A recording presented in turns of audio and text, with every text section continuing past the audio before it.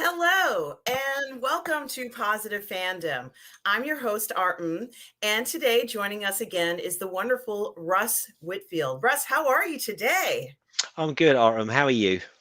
I'm doing great. It's been such an interesting week in entertainment. God hmm knows, a lot's been going on. And thank you for joining me for this wonderful Sunday brunch, which was your idea. And I'm just loving doing this show, Russ. I'm having a great time. I mean, it was a suggestion, or we were just having a chat, and I said, well, we should do that because I just thought, our and brunch, and I just thought that might be cool, and hopefully it's landing at a time where there aren't that many streams going on in our little corner of the internet, and I thought it was a gap that you could fill because you're doing such great work on obviously with Robert Meyer Burnett on Midnight's Edge and one of my personal favorites, Toxic Femmes. I love that show. I wish it was on a little bit earlier because it comes on late at night in the UK. But I listen to it when I'm attempting to work out the following day. So yeah, hopefully the viewers like what we're doing, and long may it continue. Well, thank you so much for the kudos, Russ. And I also just want to send a shout out to my mod, Tom Jr. Jackson, who is in the chat right now, and he certainly has, thrown a lot of good luck my way as well. Thanks, Tom. Again, thank you at the beginning. Just so you know, I do appreciate what you're doing. And I also did want to mention, Russ, that you did bring to my attention that you hadn't been getting notifications about the channel only to discover that you had been unsubscribed, right? That's right. So we were talking, and you said, "Oh, Russ, the Underworld stream has gone up." And I said, "Well, when?" "Oh, it went up a couple of days ago," and I had received no notifications. So I went to check, and I think it was Cinema Gulp did the editing on that. Was it Yes, Ben Jones from Cinema Gulp did a fantastic job in amazing? editing the Underworld video that is here on the channel, and I couldn't thank him enough. I think not only does he have such a wonderful style, but he has such wonderful placement in a lot of the important things we were talking about. He had to go through that movie, excuse me, and find all those things that we wanted to feature and highlight, and he did, and I was so grateful that he did that. Yes, it's It Ben was from Cinema amazing. Gulp. It Yes, was he is absolutely amazing. amazing. And but when I was watching it, I eyes flicked down to the bottom of the screen, and I saw that it had subscribe, and I obviously I was one of your, as soon as you launched the channel, I subscribed, so I had been unsubscribed from it, or from my own Sorry. interview. My God. I'm sorry. I thought I muted myself as I was coughing. Yeah, it's weird, right? That you would become unsubscribed from the channel. And so everybody who is out there in the chat and everybody going forward, if you have subscribed and you're noticing that you're not getting notifications about the channel, please go ahead and check that you are still subscribed to Positive Fandom. And just make sure that you are, if you did, I'm grateful for your subscription. And just go ahead and make sure that you're still subscribed. Tom Jr. Jackson also mentioned to me earlier this week that he noticed that the number of subscriptions had reduced. The man, the And, legend that is Tom Jr. Jackson. Here's to you, Tom. yes, It's only T, I'm afraid, but yes, he said, and it was literally within a matter of seconds. He noticed that it went up and then went down and then went up again, and so it was very odd that it did that. And Tom Jr. says, "Got me a drink and a Boston cream donut. I'm ready for Positive Fandom." Keely Chow is with us this morning. Hi, Keely. I hope you are well. Thanks for joining us live here on our Sunday brunch. And let's just see who else might be here. Okay, that's it for right now. So first of all, I love your Bruce Lee shirt. well, my girlfriend, my long-suffering girlfriend Annie, got me this because she does tend to put up with my, martial art movie fandom. So this was a Christmas gift from Annie. She's currently she's American. She's in Maine at the moment, but I'm hoping to get back over there pretty soon. During the pandemic, we had to spend a year apart, which was pretty rough. But we made it work, and take issue with Rob's comment. Annie is the most beautiful girl in the world, and I'm going down on record and saying it, but she's probably not watching because she thinks I'm a nerd. But there you go.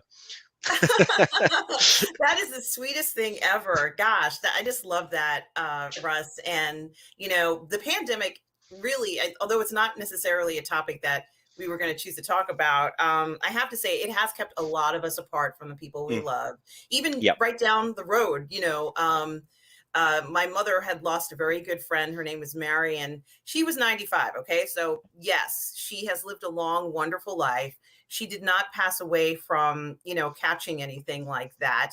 It was just something that had happened through old age. And I loved this woman, like she was a relative for me. She was like a second mother for me, and so kind and loving. And, my mother, of course, is very upset about this. Mm. But, over the past, she's actually, Marion and her son have come over to my house for, a holiday during the holiday season. They've been over for a few Thanksgiving holidays, and we've invited them over other times. And we've had such a wonderful time with them. But over the past 2 years, we couldn't invite anybody over. It was just one of those things. And I just kind of wish my mother could have seen her one last time, just to kind of, touch base with her. But my mother continually kept in contact with her. And, she realized when she hadn't heard from her, something was up. So, may she rest in peace. And, Yeah, I'm I'm sorry praying to for hear the that, or family. that's it's truly sad. Obviously, she was advanced in years, but it's never great. Yes, and thank you for your kind words about her. And so yeah, let's oh, Mikey Lito is actually here this morning. Hello, Hey, good man. morning, Mikey Lito. We were talking about you earlier. I was telling Russ that you had mentioned that I wanted to see the Eternal kind of emerge from the earth, and I was questioning my earth loyalty. As to why was it that I was fine with like the earth kind of like crumbling and getting destroyed just because I wanted to see the Eternal emerge. But yeah, we were thinking about you very fondly, Mikey Lito, and we're glad that you are here this morning with us. So Russ, we were talking about the different things we were going to talk about this week, and Mhm. it's almost impossible to not talk about Whoopi Goldberg's kind of misstep. And what I think is interesting is it's unfortunate that she said these things, but what's so interesting about it is that she came back almost immediately and Mm. apologized and said, look, I messed up. I shouldn't have said this. Mhm. And her comments were, she was talking about what I think was interesting is that while it was wrong, what she said, historically it was wrong. The statement was wrong. It's not. Incorrect. Yeah, factually incorrect. Yeah. But something that I thought was very interesting was that she was looking at this whole thing from the point of view of, well, just you're the same color as somebody, literally the same color as someone, you can't discriminate against them. Mm. And I thought that was very interesting, and it's something that that you and I both know that you can. Like it doesn't really matter, and you can still get discriminated against even if you're the same color as somebody else. So and at the same time, there were some talk show hosts who had said, well, in the situation she was talking about, people had to wear something to identify themselves. Yep. But what I also wanted to kind of focus on when I talk about this thing, and as I said, what Whoopi Goldberg said was wrong, and she said she's wrong. This is definitely something. She was suspended for 2 weeks for this. Is kind of like the unfair punishment of people from place to place when they get into this. That's the first thing. And the second thing is, since it's become so pervasive, shouldn't companies be putting in their mission statements, if you get into this sort of situation, this is what's going to happen to you? Why is it that we're seeing such an uneven treatment of people, depending upon their station and who they are and how important they are in regards to their careers when it comes to making statements like this, Russ? I'm not so sure it's got anything to do with their position and their status. I think it's more to do with their stated or unstated political alignment. Whoopi Goldberg is famously liberal, of course. Absolutely nothing wrong with that. But if I've got to say it, I stand with Gina. Okay, fine, but she gets fired for saying whatever when she wasn't actually, she was illustrating a point, was Gina. Okay, it's in Disney's gift to fire her, and they've got every right to do that. But you've got the Mandalorian himself, and now I've completely blanked on it, Pedro Pascal. Yes. posting out provocative tweets about kids in cages and this and that and the other, all of which were not factually correct. Nothing's mentioned, but Gina's getting the sack. Right now, you've got this thing with Whoopi Goldberg, who said something factually incorrect and deeply offensive to people. Yeah, to Uh, everybody. Deeply yeah, offensive to to everybody. everybody, the whole And world. she gets a slap on the wrist and a little bit of a holiday and time to reflect. Um, and then she's back on the show, and we'll sweep that under the rug. So I think, look, this has been going on for a number of years now, and it's not fair. That's the point. And I wish I look back pre this sort of period, this big divisive split that we seem to have in fandom, that it comes down now to political lines, and I just harken back to the days when it wasn't a thing. I was talking to my daughter about it, because she's bought a long black trench coat, and I was like, "Oh, you've gone full on Matrix." She's like, "No, dude, I've gone full on Blade." Oh, Now, wow. yeah, I know, right? How cool is that? But I remember Oh, when, man. I'm old enough to remember when Blade came out. I was a young man at the time, and nobody cared that Blade was a black guy, and Wesley Snipes was awesome, and nothing was said about it. Blade kicked ass, and those were happier days. Nowadays, nobody can seem to open their mouth about anything, and whatever side of the fence you're on, someone's out to get you, to cancel you. Either it's the more conservative people screaming about hypocrisy, screaming about it's not fair, screaming about like everything is woke. Like, you can make the most unwoke film in the world, and they'll find something in there that's woke, and they'll bang on about that.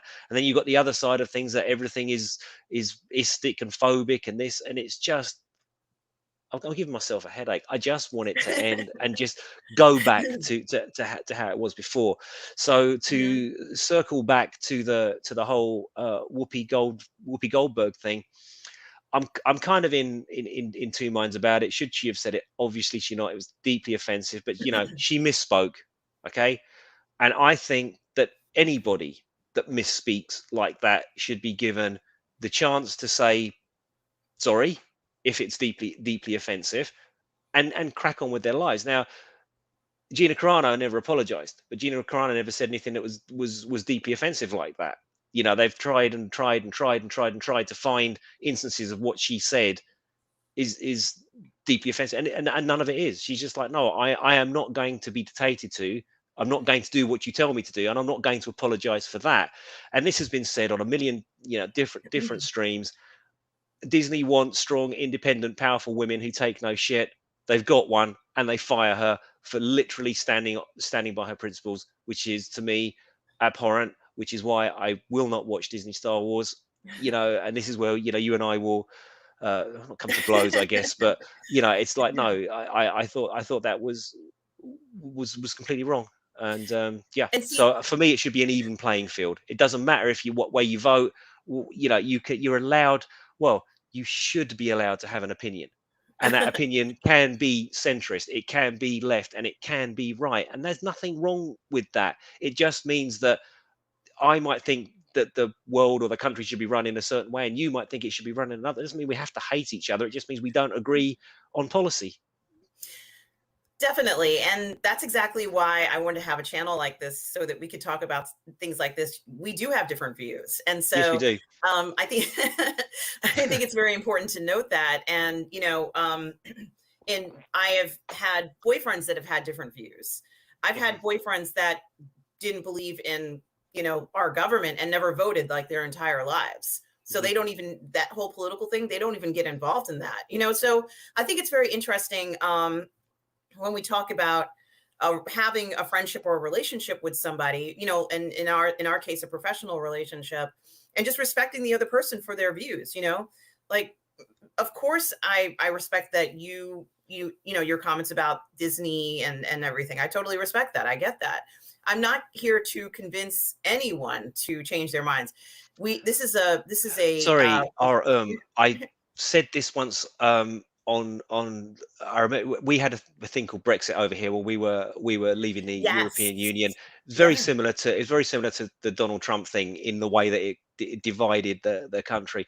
And I used to get very passionate about it and engaged in debates with people. And some of the things that people were saying to each other on these debates, I kind of checked out. Well, one of the last things I said in one of these debates was, I just completely changed my political opinion based on an argument I had on Facebook. Said Wow. nobody in the world ever. Yeah, yeah, yeah, What's yeah, yeah. happening is people are fighting about Brexit or whatever it happens to be. Gina Carano, the it's so weird. The debate or the discussion, if you like, it has shut down, and what you're finding is the hardening of people's positions, and it's getting worse. It's like, no, I'm not, and you can have a Star Wars forum, which they did at the time, talking about Gina, and it instantly stopped being about Gina and about if you were an ist or a phobe or a Trumper or a not a Trumper, and that was it. I'm so sorry anyway, but that was my point. Nobody changes that. Nobody's going to be convinced when they get to a Right. certain age. You're not. You believe what you believe, right? Right. And that's what's so interesting about all of this is that, and I respect that. Like, I'm not ever expecting anybody to even agree with me, which is, I actually go into discussions feeling or getting a feeling that someone's going to disagree with how I feel, especially since I have such odd views on things. Um Yes, you do. I agree. yes, I do. I'm teasing. I'm It's teasing. true. I realize that after a while, I'm like, gee, I don't feel that way at all, or and that's okay because that's why we're here. It's fun to have differing opinions and hear different points of view, and be positive about it. We're celebrating, all the wonderful differences amongst Yes. us. And I also wanted to mention that Tom Jr. Jackson mentioned a few things. Mhm. He said that Whoopi Goldberg says she did it to herself. I guess I could show some of them. Yeah, I guess I could have Oh, done that. there you go. Yeah, I finally learned how to do that. Oh, So, yeah, so cool. and she thought they were having a discussion. And also, Mikey Lito says, "Wow, this is amazing." Well, you are amazing, Mikey Lito. You You're an are amazing dude, amazing. man. Thank you for the kind words.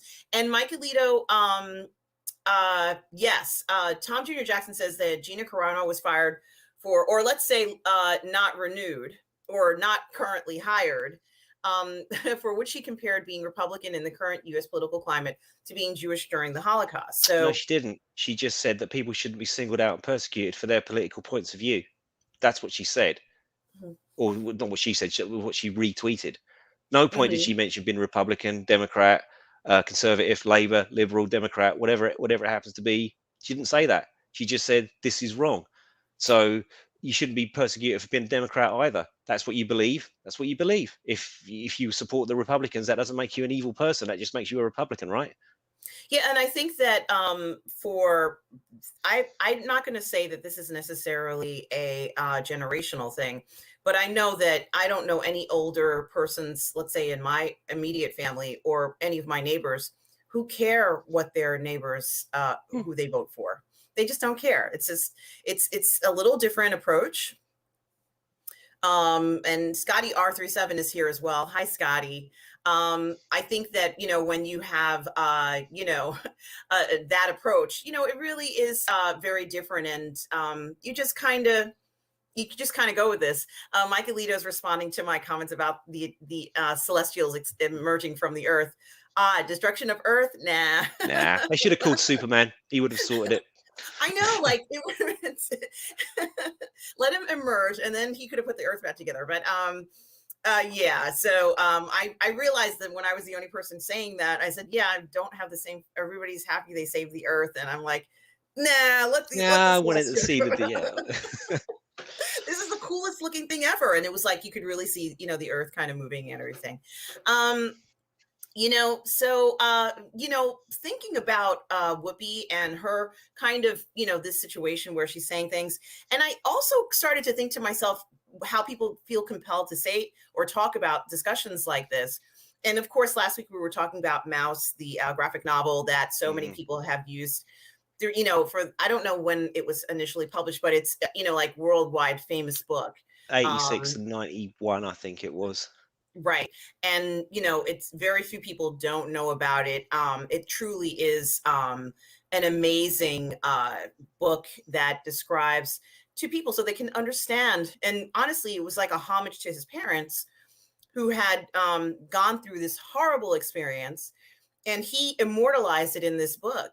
And he used, very specifically, he used animals in the story as well. And it's called Mouse because he used a mouse to represent Jewish people. Yeah. So what I was going to say is I think that as we're coming along with these discussions about people and race and different things, Mhm. you know, I wish I could say I honestly thought that these comments would stop happening, you know, where like celebrities kind of just blurt out stuff.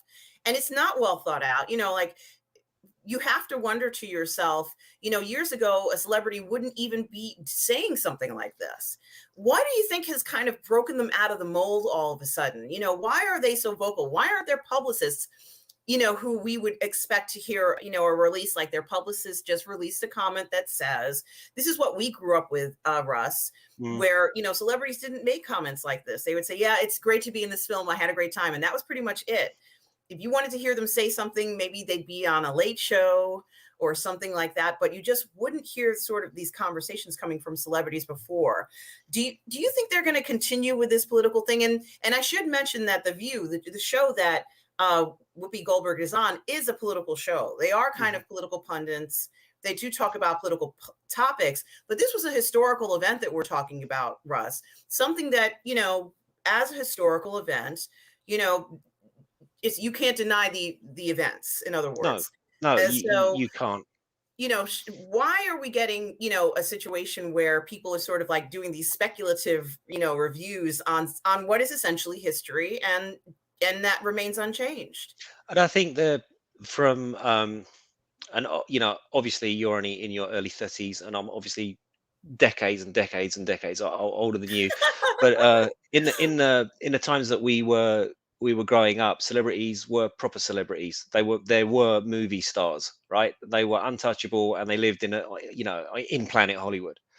With the advent of social media, people have become more and more and more and more vocal, and it's pretty obvious what side of the fence people are falling on. And I think they feel it more. People feel more empowered to say what they believe, especially. Um, this is, we are not a political show, but I tend to find in my own analysis of looking at the news and comments, people who are more on the left of center in the Twitter sphere and the bubble that is social media will find more support on there for things that they say. And with that comes a feeling of safety. With that comes a feeling of empowerment. And why shouldn't there be? People should be allowed to say within reason what they want to say. You don't want to be deeply offensive or racist or anything like that. But if you have a view, you should be allowed to say it. But when you know, Tom Cruise is a funny example. He's like the last great movie star, and he might be a little bit vocal about Scientology, but you don't really know what Tom Cruise thinks about much, do you? Yeah, he's a classical movie star in the Robert Redford vein, or I was going to say Charlton Heston, but no, everyone knew Charlton was a Republican. But then people are more accessible now, right? Right. And that's the thing. And people, there's a guy, Drunk 3PO. Okay, Yes. now in what universe 20 years ago could a guy with a YouTube channel, or Have a let's say discussion with Gina Carano. Gina Carano, but it happened because of social media. Why? Because she's out there talking on social media, he's out there talking on social media, she boom, and they hook up and they have a chat, and she's a proper star. Not only is she an elite level death dealing fighter of the first order, she's also now a big star, a big actress in her own right. Yes. That wouldn't have happened. You know, I could have written who, when I was young, I was huge into Sylvester Stallone. I still am, you know, but I was a huge Rocky fan, right? And if I'd have written Sylvester Stallone a fan letter in 1982 or 83 or whatever year it would happen to be, he'd have probably received it, and I might have got a signed picture back that wasn't signed by him or a print, and that would have been the end of it. But nowadays, the game has changed, and I think with there just seems to be, it seems to be as we spoke about before, your country and my country very divided along lines of left and right. People in the entertainment industry have always been the majority liberal, and there's nothing wrong with that. But there's a space in which now you can come out and say stuff, and you're not going to get criticized for it. To circle back to what we said before, if Gina said that, God knows what would have happened to her. But Whoopi can get away with it. And I guess she misspoke. She made a mistake. It was a bad mistake, and she was contrite. And you could see that she wasn't making this up. You know, she was like, "Fuck, what have I said?" Yeah, Well, I think that's why. Isaiah, and thank you for that explanation. And I think it's important to even have an explanation like this because there may be viewers of different ages where this is the norm to hear celebrities or different people state their comments. And for the record, if a comment like this came out years ago, no one would have been canceled or doxxed or anything like that. They just would have said, well, he has different views on, wrong views on a particular historical event. Isaiah Matthew is asking, haven't heard about Whoopi, what happened there? Isaiah, I will briefly tell you that Whoopi Goldberg, who is a co-host on a show called The View on network television, stated that this was Whoopi Goldberg's statements. Whoopi Goldberg stated that she didn't think that the Holocaust or, I think it was the Holocaust was about race. And after Whoopi Goldberg said these statements, she retracted them and apologized. And since that time, she's been suspended from ABC as an anchor on The View, but she was not fired like so many other entertainers have been fired for making similar comments. And that's what Russ and I were kind of leading off on talking about. Why are we seeing so many celebrities still making comments like this, knowing, honestly, that, these speculative talks about history are one thing, but, she kind of like was making a declaration about what history was. And it was, it was not informed and it was incorrect. Yeah, I think And the inference also, wasn't it? The inference was it could, unless the people were of different ethnicities or color. I think that was, look, that's the bottom line, that's isn't it? right. Basically, white on white can't be racist, and it's always white on different people. That was the inference, and Hasn't she ever obviously, seen Mean Girls? Hasn't she ever seen, like every yeah, single movie ever made where there's one individual, same color as another, and they're discriminated against them for some reason? Of course, you can still be discriminated against that way. Even if you are the same color, someone can say, well, even though we're the same color, I'm still going to discriminate against you for that reason. well, isn't W trash, or white trash? That's in vernacular, right? It is. It is. It's not And right, but it's in vernacular, and that, you'll find Caucasians calling other Caucasians that. So and it's unfortunate. And please, guys, be kind. Don't fall into that trap. yeah, And the other thing I was going to say is, in the event that anybody should find themselves making a statement like what Whoopi made, go ahead and apologize. Say that you were wrong. The worst thing in the world, in my opinion, is to pretend like you didn't say it or that what you said was correct and kind of like just saying, yeah, I said it, so what? I think that even though she was wrong and she went on and she brought on a gentleman who works, I don't know whether he works for UJA or one of the other Jewish organizations. She went on the air with him and talked about how wrong she was and the mistake that she made. And she had an expert, and I don't know where he was from, but he was an expert talking about the Holocaust and very specific information so that people will know. And to be honest with you, in the United States, Russ, our system, the way that they teach education, can vary from place to place. And it is presumable that every person doesn't have the same amount of history that other students may have. So this is something else to consider and think about. But I do like the idea that this book that we talked about last week can clear up a lot of issues about, what took place and how it took place, Russ. Because this is exactly what Whoopi Goldberg was trying to break down in her mind. How did that happen? Well, did it happen like it happens in the United States where people discriminate perhaps against, specific skin color? And that's completely irrelevant to compare it to what happened in the United States, in my opinion. But she felt compelled to do this.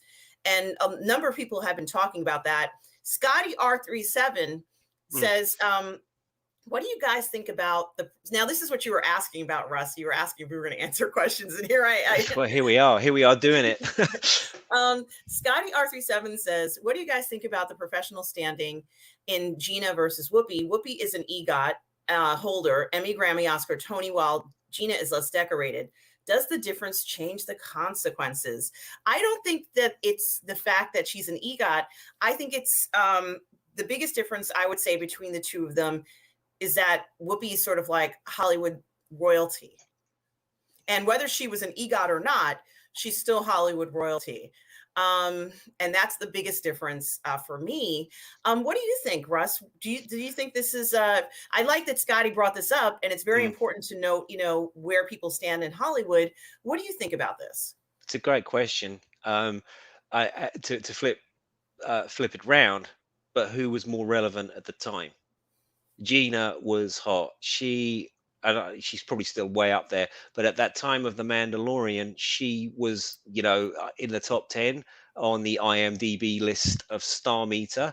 And when all that stuff went down, she was number one on. So she was relevant, hot. Everyone was talking about her.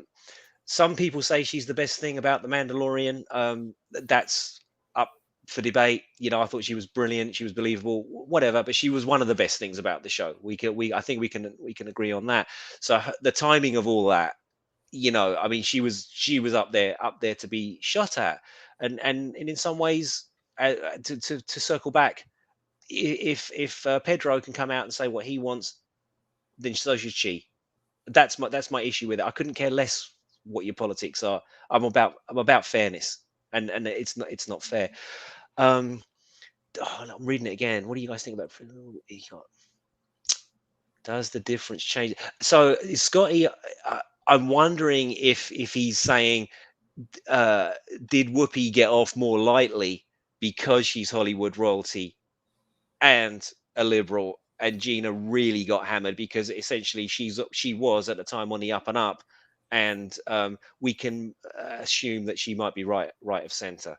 Maybe Scotty. I don't know, man. That may have something to do with it. And it's a very good question. Mikey Lito says, and this is something else that Whoopi Goldberg did state, was that the Holocaust was about man's inhumanity to man. And he's saying that since Whoopi had said that, it isn't exactly a Holocaust denial. Absolutely not. Right, exactly. But she said it was. She said it wasn't. Sorry, she said it wasn't about race. And if anybody knows anything about the Nazis, the not Nazis. Can we? Oh shit! Are we allowed to say that? Don't say their name. Yeah, no, we can't say that. The bad guys in the bad guys, the bad guys. Yeah. The bad guys from there in that time were all about being the pure master.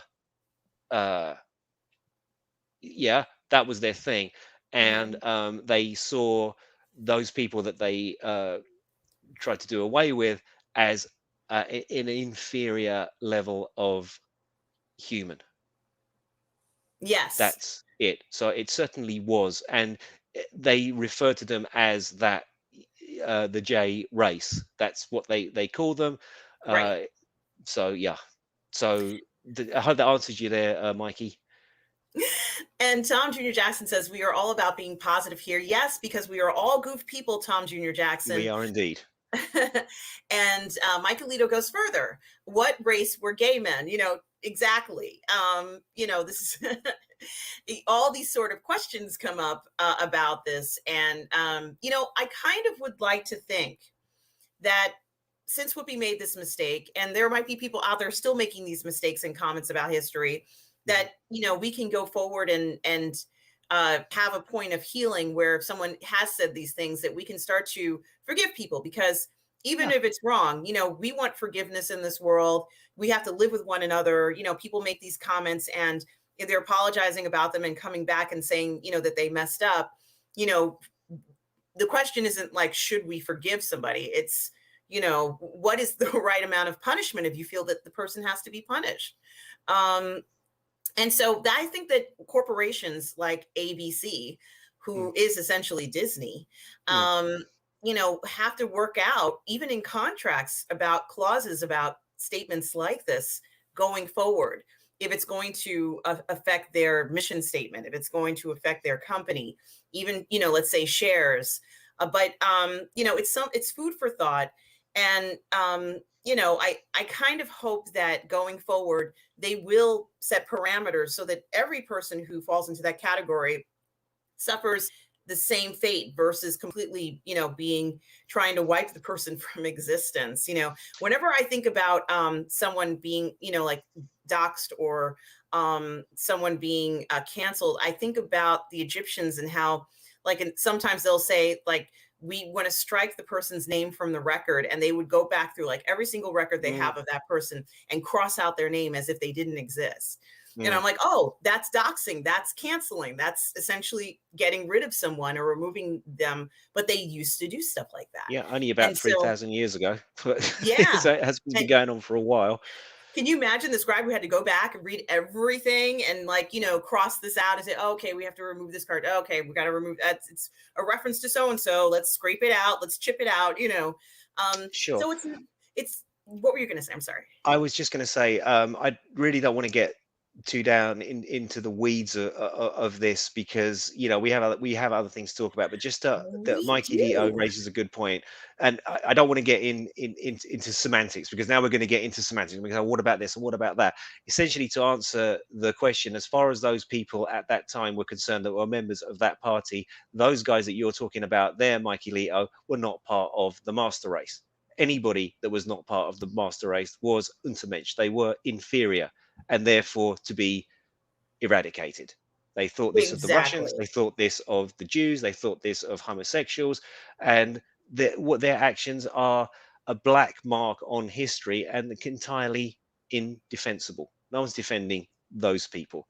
So that's it. But again, we can say, well, what about this and what about that? But I think if you weren't in that particular club, if you weren't proven to be pure, then you were inferior. That's it. And that's wrong, but that's what they believed. Right. And so let's get on to our next topic. Yeah, let's. Russ.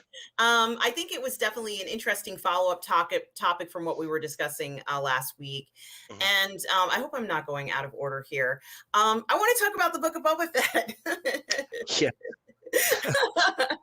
Yay! Yeah. Use the force. Oh man, I saw a meme.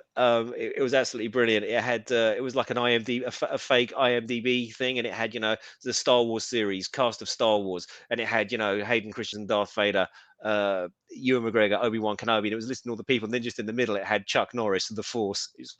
It's killed me. I love I guess it. you have to see it, but it was quite funny. You got to send it to me. Mhm. So this week, and I'm not going to get into too many spoilers. I mean, I'm sure a lot of you have heard about the episode, and I promised myself I wouldn't talk about too many spoilers in this review because there are people who may not have seen the episode. But what I can say is that what we saw was another week of not seeing Boba Fett. And I think that for a show that touts itself as the Book of Boba Fett, for the second episode where we didn't really see him, I think he's in there for a few minutes at the end, it's quite surprising. I've never seen anything like this before. And I guess maybe they're setting a new precedent with a show where, the headliner, we're just not going to see him. But I think that what is also very interesting about this is that we did get to see characters that we've seen before. And I personally felt it was too soon. And I'm a huge fan of Star Wars. I love Star Wars. I'm a Grogu super fan. I've got a I can poster of see. Grogu. Yeah. And then I have it's Grogu and R2-D2 who are here. I'm a huge super fan of Grogu. I love Grogu. And it felt too, I personally am saying that from watching the episode, I'm not going to give out any spoilers really, other than what people already know. It felt too soon for me. And I think that that's very interesting because a lot of people are seeing situations where, we have this episodes 1 through 4 in the series. And 1 through 4 are clearly focusing on the main character. But then, 5 and 6 are so completely away from, the main story that I've never seen anything like this before. So this is kind of unprecedented for me, Russ. And I think a lot of fans out there who are looking at this feel very conflicted about it. And, I had said, and I noticed that a lot of other YouTubers and commentators have said that the marketing of the show was kind of off. For example, when you watch the end of season 2 of The Mandalorian, we got a what is it called? End scene. It's called the end credit scene. A vignette, perhaps. Yes, a vignette and Denouement. yes, an end credit scene where Boba Fett goes into Jabba's palace and kills someone who's sitting on Jabba's throne, and then pushes his body off the throne Bib and sits Fortuna. on the throne. And when he does this, after we saw that, like, I think a lot of people were like, wow, this is really intense that he would do something like this, despite that we all knew that, Boba Fett was a bounty hunter and had done things like this before. We knew that he's killed people. This is not a surprise, but it seemed very intense, very powerful, sending a message. And to come and be surprised at the beginning of the season for Boba Fett saying that he wants to rule with respect. And my comment was, well, if you go into someone's place and shoot them while they're on the throne, push their body onto the ground, and then take the throne, I'm like, that's not with respect. That's kind of disrespectful. It's kind of Iron Fist stuff right there. So that's where the conflict comes from. You can't say you're respectful 1 minute and then do a disrespectful act in that way. So that was a little confusing. And then on top of not seeing Boba Fett in the last 2 episodes, it's really unprecedented for me. Are they making a mistake, Russ, by calling it the name, the Book of Boba Fett, and then not having the lead character in 2 episodes? It's I don't watch it, but I do follow it, so I know what happens, and I know of whom you speak that made their appearance. In my spare time, I do a little bit of writing and stuff like that. So as a writer, I cringe, but it's hard to see what they were thinking when they were writing this.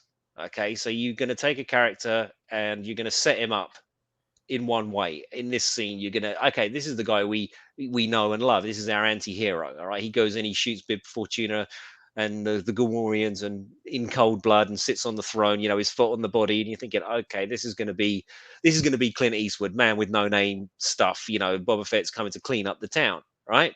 Then you have the show, and sort of Boba Fett spends his entire time apologizing for being Boba Fett and and doing whatever he's doing, and then sort of like the last 2/3 of the season, you kick him out of his own show, and you have it about your more popular character, who some commentators, I know I don't know what say. I think you were saying you're not on this side of the fence, but I thought that Mando was kind of the Boba Fett show that they wanted to make, because he acts much more like the Boba Fett you would expect, right? So I can't see the logic. But one thing I did want to touch on regarding the return of the characters, of which we won't speak because of spoilers and things like that. Remember last week we were talking about Spider-Man No Way Home and the appearance of the other characters, and now how we're going to have lots of different characters in the Multiverse of Madness. And we spoke about how we hope that Disney Marvel doesn't take away the message that that's what you have to do to make it successful. Oh, great, we're just going to throw in a bunch of cameos and everyone's going to love it. And it seems like, well, that's exactly what they've done with the Book of Boba Fett, right? They've thought, well, that worked really well back in the day. So now why don't we bring that guy in, and that will be awesome, and everyone's going to love it. And from what I've seen of the reaction videos and so on and so on, people are a bit, yeah, we love this, but we can see through what you're doing. Whereas when it's been done in the past, it was the Mike Tyson knockout punch, but an awesome way to be knocked out kind of thing. It was just like, and this sort of hasn't landed as well. But our I can't answer your question. I don't know what they're thinking, because this is not like they're sitting there writing this a week in advance of the show and then shooting it. They must have had a plan. Well, you think that, but then you look at what happened with the actual Star Wars movies of Last Jedi and the other one, and their reshoots right? in the last minute, and Yeah, like, and you had Daisy Ridley come out after all the smoke had died down, and she was saying, well, first of all, Luke Palpatine was going to be my dad, and then he was going to be my granddad, and then he wasn't going to be at all. So they didn't have a plan. I can't imagine that they don't have a plan for Book of Boba Fett, but it doesn't seem like it. However, ironically, what I have heard, and you can correct me on this or expand on this, please, is that now that he's not in this show, and Din Djarin is, it's kind of better, and people are enjoying these episodes more than before. Yeah, that's the other controversy, is that people are saying that the best episodes of the Book of Boba Fett are the ones that don't have Boba Fett in it. Scotty R37 says, say what you want about Picard, at least he was in the whole season. And he goes on further to say, I thought it would have been better if they continued chapter numbers from Mando to Book of Boba Fett, and making the two more integrated could have been forgiven Fett's absence that way. And Isaiah Matthews says, their biggest mistake is thinking that they could buy Star Wars and people would just eat it all up because it's Star Wars.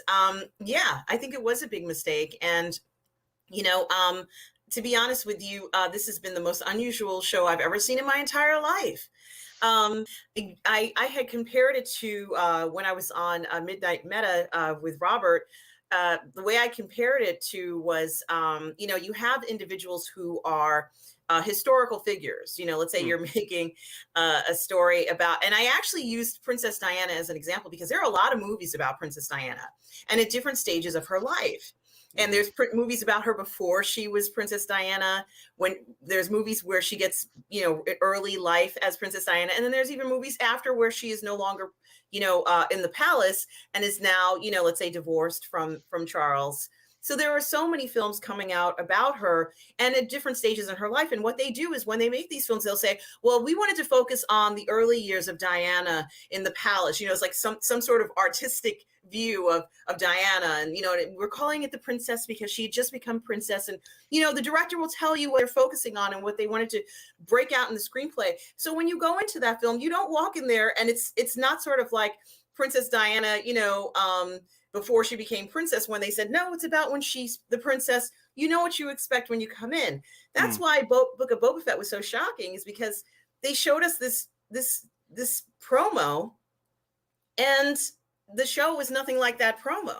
So, I think it's very interesting. If this had been a movie, I think that the movie producers and the directors and everything would have been very upset with the marketing department for projecting a show like this. I couldn't agree more. And I think it was Scotty. I think his one's disappeared just now, but I think he's absolutely right. When they were, if they'd had more forward planning, and clearly they didn't think that far ahead. But if the Mandalorian were called Star Wars: The Mandalorian, Chapter 1, Chapter 2, Chapter 3, Chapter 4, Chapter 5, and this has been called Star Wars: The Book of Boba Fett, Chapter 8, Chapter 9, Chapter 10, and it was all connected, that could have worked well. Yeah, there you go, you got it back up. Yeah, so I think that would have been awesome. But a great idea, but they didn't go down that road. But I think you're right, Scotty. That would have made much more sense, and you would have kind of had it. People would have forgiven the integration a lot more, as you said. You would have forgiven Fett's absence in that regard, because you knew it was part of this ongoing chapter. And now we're off, kind of like Lord of the Rings, I guess, or any fantasy book, where you spend half the time with the guys that are having the siege, having the battle, and the other guys that are going off to destroy the whatever they're going off to destroy, the ring in Lord of the Rings case, or get the sword in the Sword of Shannara, or whatever it happened to be. So yeah. Yeah, and Dwayne Olson says book isn't one show. It's 2 or 3 shows fighting it out with each other on set. And let's see. Tom Jr. Jackson says, see, I watch it because I like it. I don't hold it to some weird vision of how I think it should be, but that's my opinion. I think that's a good point. However, if you advertise a movie to be a certain thing and then you pay for it to watch that certain thing they're advertising, and they don't give you what they advertised, that's not really the way that you should produce an entertainment entity. Sure, but I'm going to come out and support our goof person, Tom. Absolutely. Okay, absolutely. So here you go. I am not a gamer. All right, I have one game that I play, and that's it. Rome Total War, and I'm rubbish at that. But I love the Resident Evil movies, and I know that if there were Resident Evil game fans here now, I would be dragged out and stoned and had to do the walk of shame. Why would you be dragged out and stoned? Because I'm a Resident Evil game fan. It's fine. I love the movies too. Sure, but that's a minority. I mean, I, most people, most gamers hate Paul W.S. Anderson's Resident Evil because they got nothing to do with Resident Evil. However, I love them. I think they're absolutely fantastic, and I enjoy them. And to Tom's point here, I don't care that people don't like my opinion on that. I think they're awesome.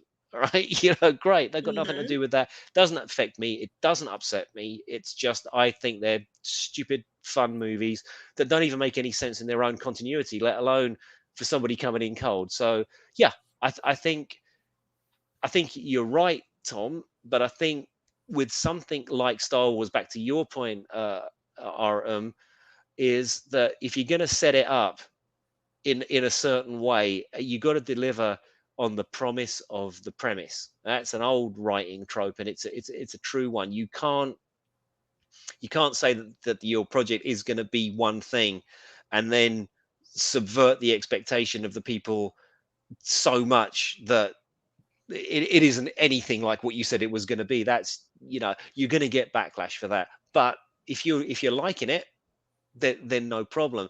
And I wonder how many people are liking it, and we'll never know because Disney will never tell us. But is it landing? Is it not landing? I don't know.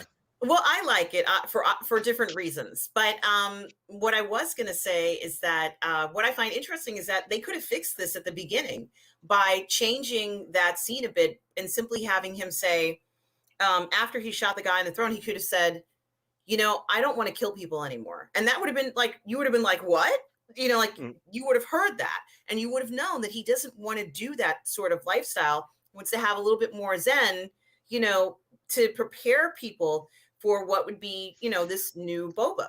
Do you know what? Rather, You're quite right. Okay, let's rewrite that scene right now. So instead of them coming in and killing all the Gamorrean guards and all that sort of thing, you got them outside and you set your weapons for stun, which they did in the first Star Wars, didn't they? When they got Princess Leia, they go in, they stun the Gamorrean guards. They go in, and Biff Fortuna's like, you're not going to kill me, and he's just like, no, you need to get out of town. I'm done. I'm done with killing, but don't push me.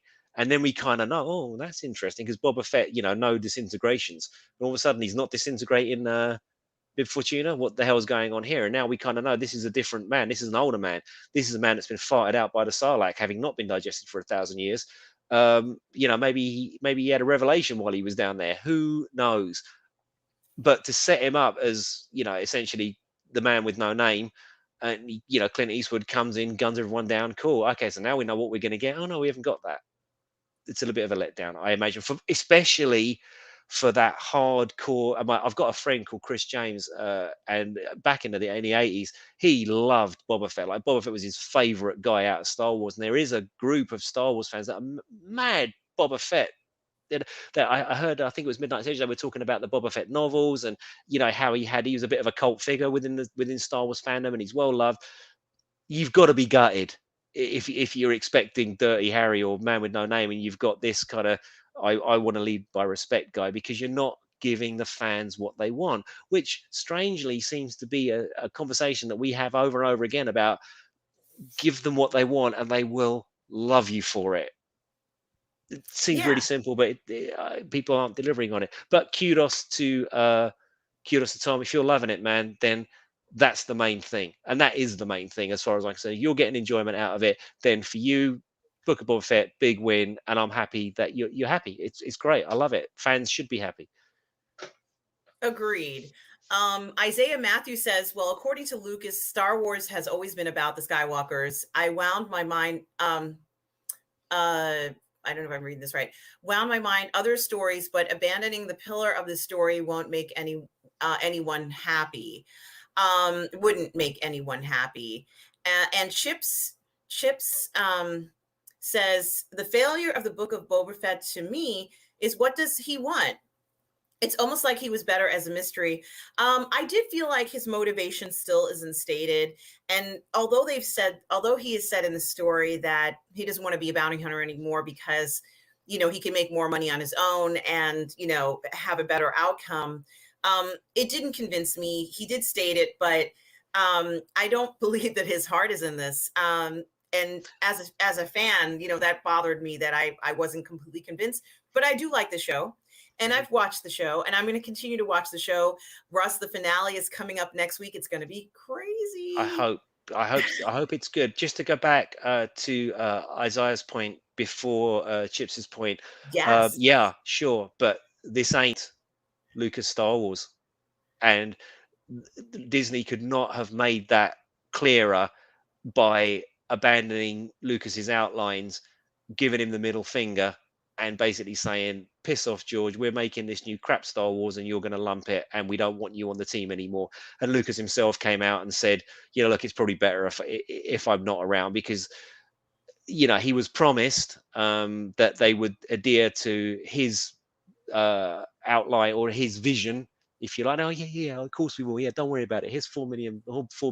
Yeah, it'll be fine. And then as soon as he's out the door, nah, fuck it, away we go. So yeah, not Lucas Star Wars anymore. Unless we forget, poor old George got a rough time over the prequels, which we all seem to have conveniently forgotten about. But George Lucas arred my childhood, and he's the worst guy in the world, and Jar Jar Binks, and all of that stuff. So, but time has been kind to those prequels, I feel. I agree. For me, as I'm a huge Star Wars fan, for me, the only thing I didn't like in the prequels, and I still stand by this, and I saw the prequels when they first came out. I still stand by this. I was not fond of the pod race. Now, it's a huge part of that first film. But I remember sitting there and I said, I can't watch this. I watched it, but I was counting the seconds for the pod race to be over. And I think the reason why I didn't care for it was because I felt it was very unfair that this character had to be put in this position to win their freedom. Now it's true, he has a force, and that's the reason why he's able to even compete in the tournament. But we all know that was an unfair thing that happened to Anakin, and I think at the time I really associated it with the idea that he, just that he didn't have any real value to the Jedi because they weren't willing to put out their necks for him.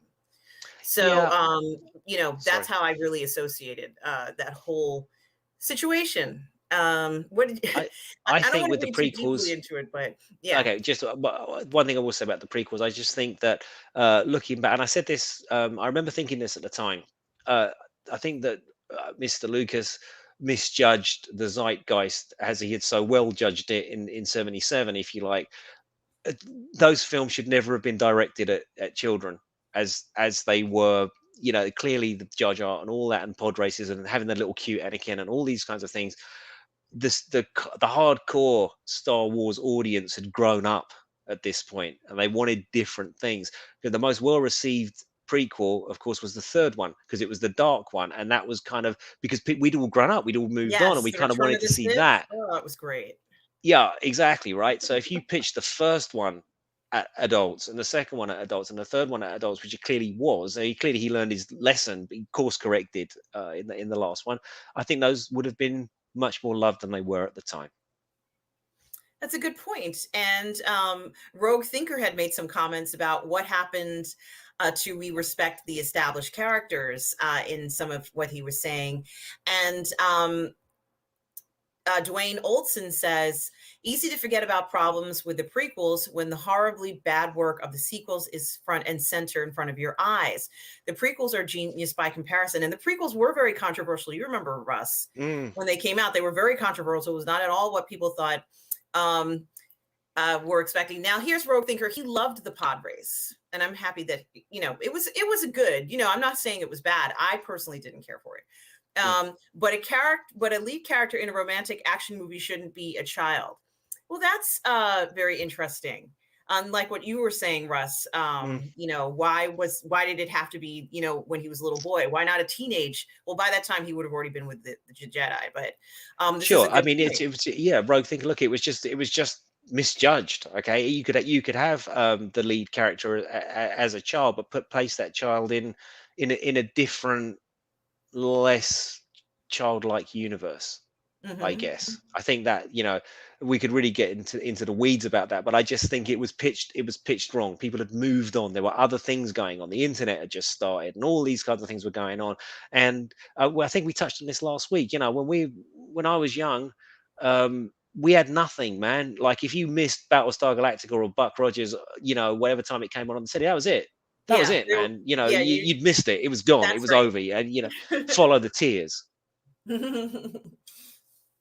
And Yeah, no, Chips, Chips. It is fair enough. It is fair that enough, is mate. true. Absolutely. But it's his right as a creator, but it's not what his core audience, his mainstream audience wanted. And of course, I don't think he could have known that.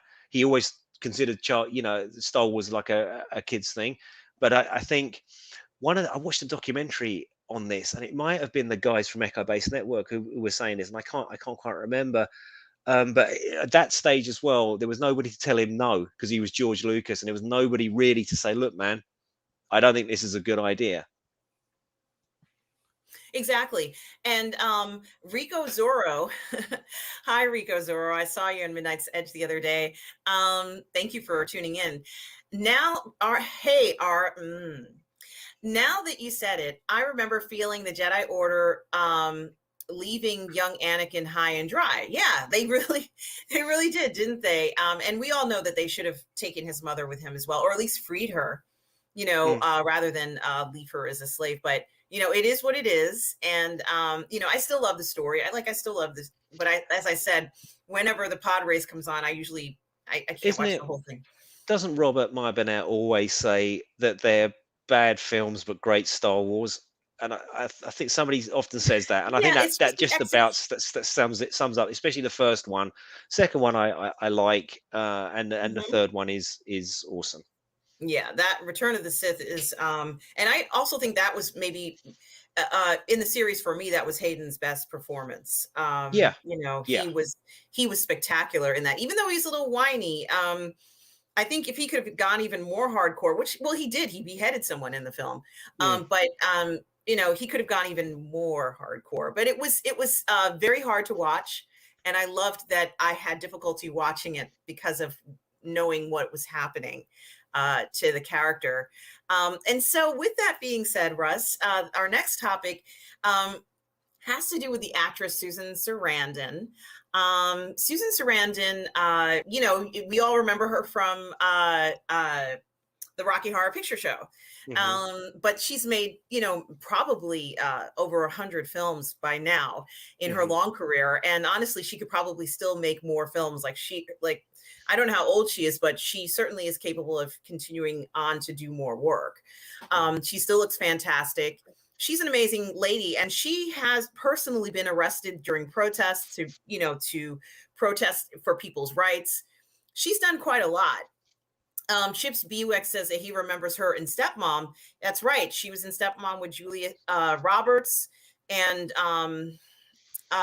yes, Rocky Horror and Bull Durham. And in Stepmom, she was the one who was passing away, and Julia Roberts was going to be now becoming the No one going to stepmother. mention The Hunger. She was in The Hunger with Deneuve and Bowie. It was a very sensual, erotic, beautifully done film. She plays a doctor, and at the end, she's sort of like a different character, and it's one of my favorite films that she's made. She's also known for I think it's called Thelma and Louise. That was a big film with Gina Davis that she did. So she's 75. Thank you, Tom Junior Jackson. Thank you so much. And Scotty R37 says, "Damn it, Janet." Yeah.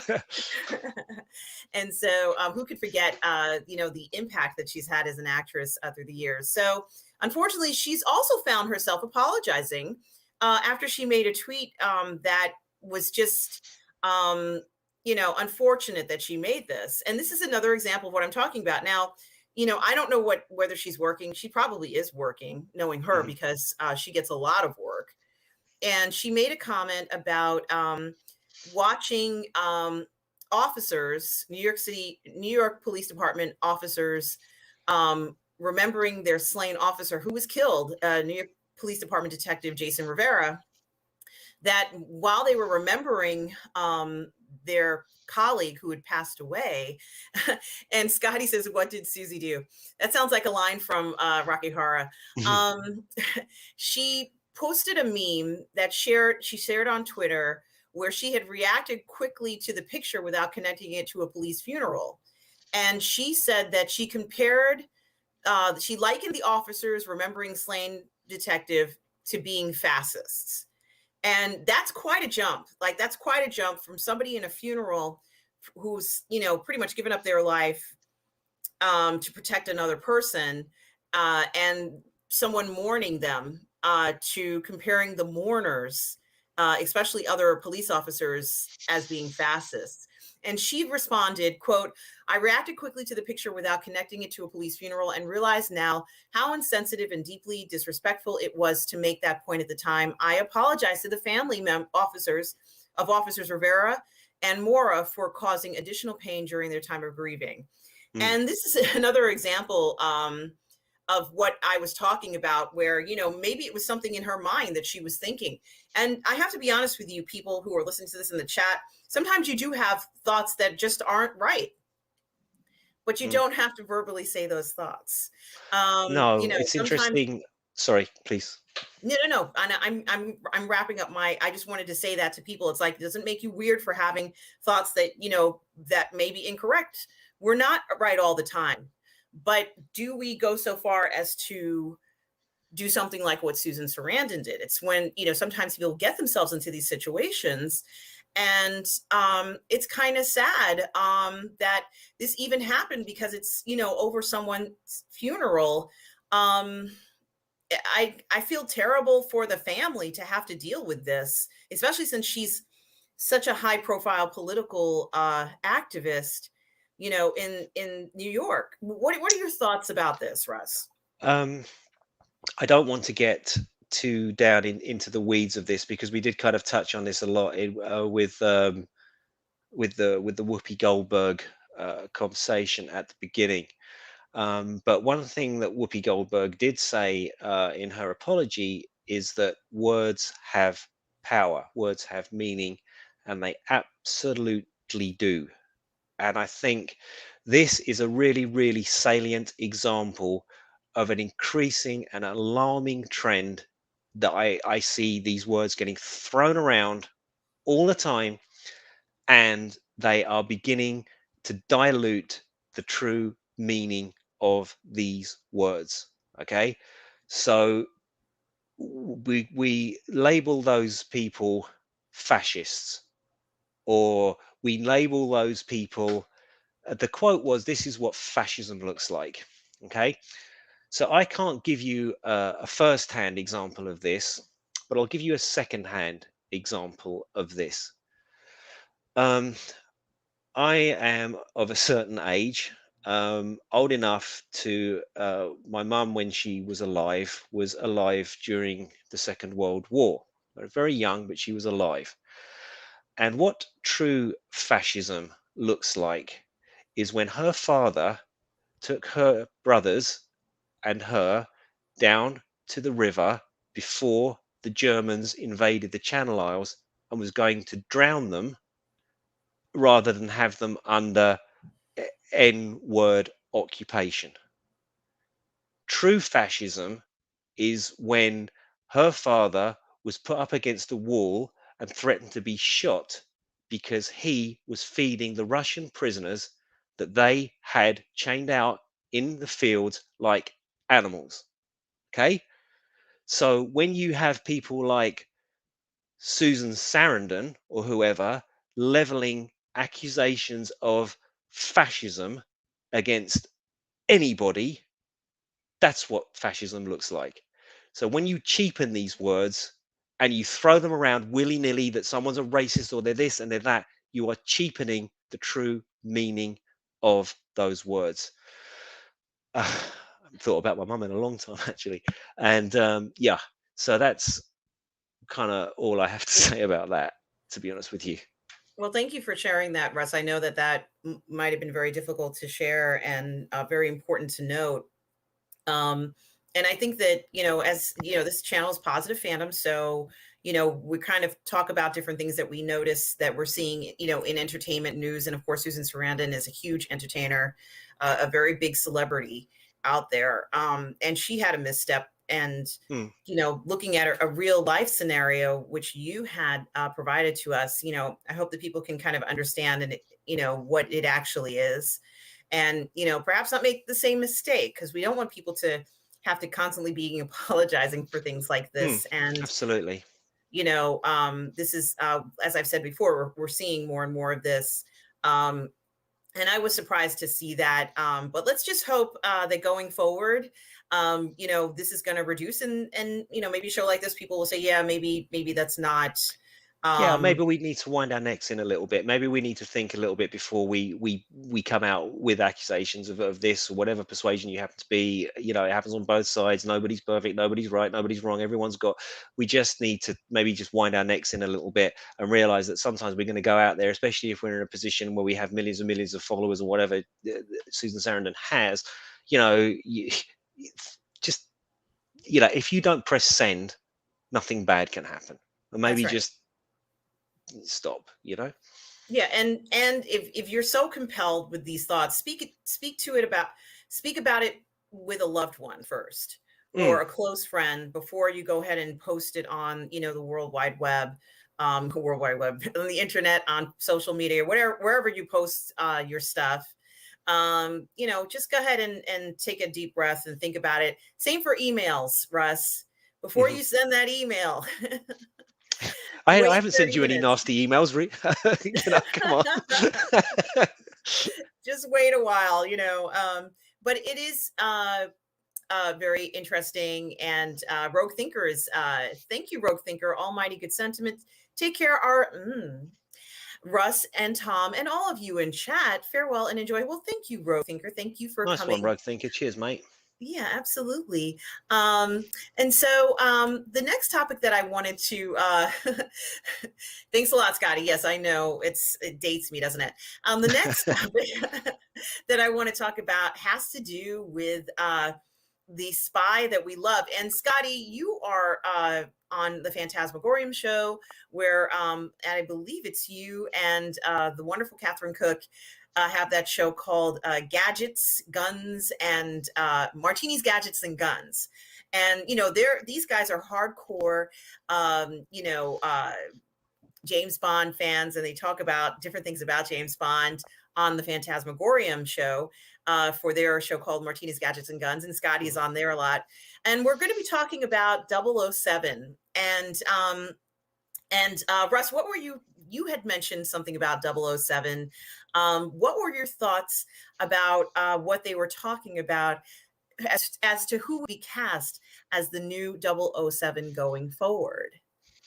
Um, yeah, this always comes up, doesn't it? As soon as they start talking about a new James Bond, uh, poor old Idris Elba gets thrown into the mix, doesn't he? And he sort of repeatedly said that he doesn't want to do it because he knows, as well as you and I know, if they cast him or any other ethnicity in that role, the story isn't going to be about James Bond anymore. It's going to be he's the first Chinese or Asian James Bond, or he's the first black James Bond, or the first Indian James Bond, or whatever it is. And I think that we need to be not doing this as much as we want to do it, as is going on. James Bond's a blonde Scottish guy, right? That's who James Bond is. This is not to say that we can't have other characters in the James Bond universe that James Bond should have had a spin-off by now, right? You completely should have had a spin-off. I think they were going to do one with Jinx, actually, with Halle Berry, and they are going to be doing one. The rumor is with her in John Wick, right? Her character in John Wick's going to get its own spin-off. So if you really want to go down this world of exploring uh, the James Bond universe, they had their opportunity, actually, with Daniel Craig. And whatever you think of his performances, and Scotty would be the one to answer this, because he's the mega Bond fan on here. But although all of the older ones shared a kind of loose continuity, the Craig ones were the ones that were a 5 movie arc, right? So there's where you had your opportunity to introduce other agents and see who lands and who we like and who's gaining the traction among the fandom, and then we have a movie about him or her. Okay, and just leave James Bond alone. Okay, he's the white Scottish guy. Fine, great, brilliant. We can have, he's not. He's not a person of color from Brixton in South London. It's just not who that character is. To me it's a no-brainer. It's really, really simple. And that universe is big enough and rich enough and broad enough to have pretty much anything that you want go on in it. So let's do that, because it seems, as I've said, I think we said this last week, and it's often said on Midnight's Edge and all of these other podcasts. Sometimes it seems that the creators are going out of their way to piss off their core fan base, not casual people, and they seem to be doing it for clicks on social media. And that's not your audience, right? You know, that they'll retweet your stuff and they'll like your stuff when you make these moves to placate this social media lot. But those guys invariably aren't going to watch your movies. They're not consuming your content. And what you're doing is you're alienating the people that, in the case of James Bond, you know, he was around before I was born, and he will be around after I'm dead, much like Superman. Okay, so just don't mess with the classic. Just leave it as it is and spin stuff off of it. Do that, please do that. That's what I think about that. Yeah, I agree with you. I think that there isn't a series that's more diverse than James Bond, because there were so many interesting characters in these movies. Like it was insane. All over the world, different, people were in it and who played major roles. Nefarious baddies who, just were so unusual. Remember the guy with the metal teeth? What was his name? Jaws. You know the one. Yeah, like there was just so many unusual situations that you came across in a James Bond film that I don't think there really is any other films that are as diverse as James Bond. And I think that if they had, let's say, even if it was 10 years ago, if they had some spin-off films with James Bond by now, and they had Idris, let's say if Idris was chosen not to be James Bond, but 001 or 002 or whatever his number might be, it would have been very interesting to see how he would have tied into the franchise. Who doesn't love Idris Elba, man? That guy, I'd want to give him a cuddle, except he's rock hard. There's a documentary about Idris Elba, and it's on YouTube, I think. Idris Elba says he does a bit of martial arts, and he says, look, I'm always playing these tough guys. I'm going to go and I'm going to learn to be a real fighter. And he does. He travels the world, meets up with judo experts, Muay Thai experts, and gets in the ring and has a proper row, proper fight with somebody in the ring. Geezer's an absolute legend. I love Idris Elba, and I'd love nothing more to see. I would have loved nothing more to see a brief exchange between him and Bond in the last movie when they go, just write that scene. Oh yeah, you're doing that. Oh, I've got to go. And they just have that moment. But if you cast a person that isn't of James Bond's established ethnicity, right? Why are you doing that? What's the question? If you then want to explore, James Bond's roots growing up in Brixton or wherever James Bond is now from, okay, then that's not James Bond, is it? Right? That's a guy from Brixton or wherever he happens to be in London, and he's a different character. So if you're not doing that, then it's not James Bond. And if you are just putting a person of color in there just because, then you're putting a person in color just because. So whichever way you turn it, you're doing it for, I believe, the wrong reasons. But there's nothing to say that you can't have his best mate and what have you, and spin something off. It would have been a smash. It would have been amazing having, additional films in the Bond universe. Perhaps not, he doesn't have to be a James Bond. He could have been another fantastic character. And I think another person who could have done it might have been Chadwick Boseman.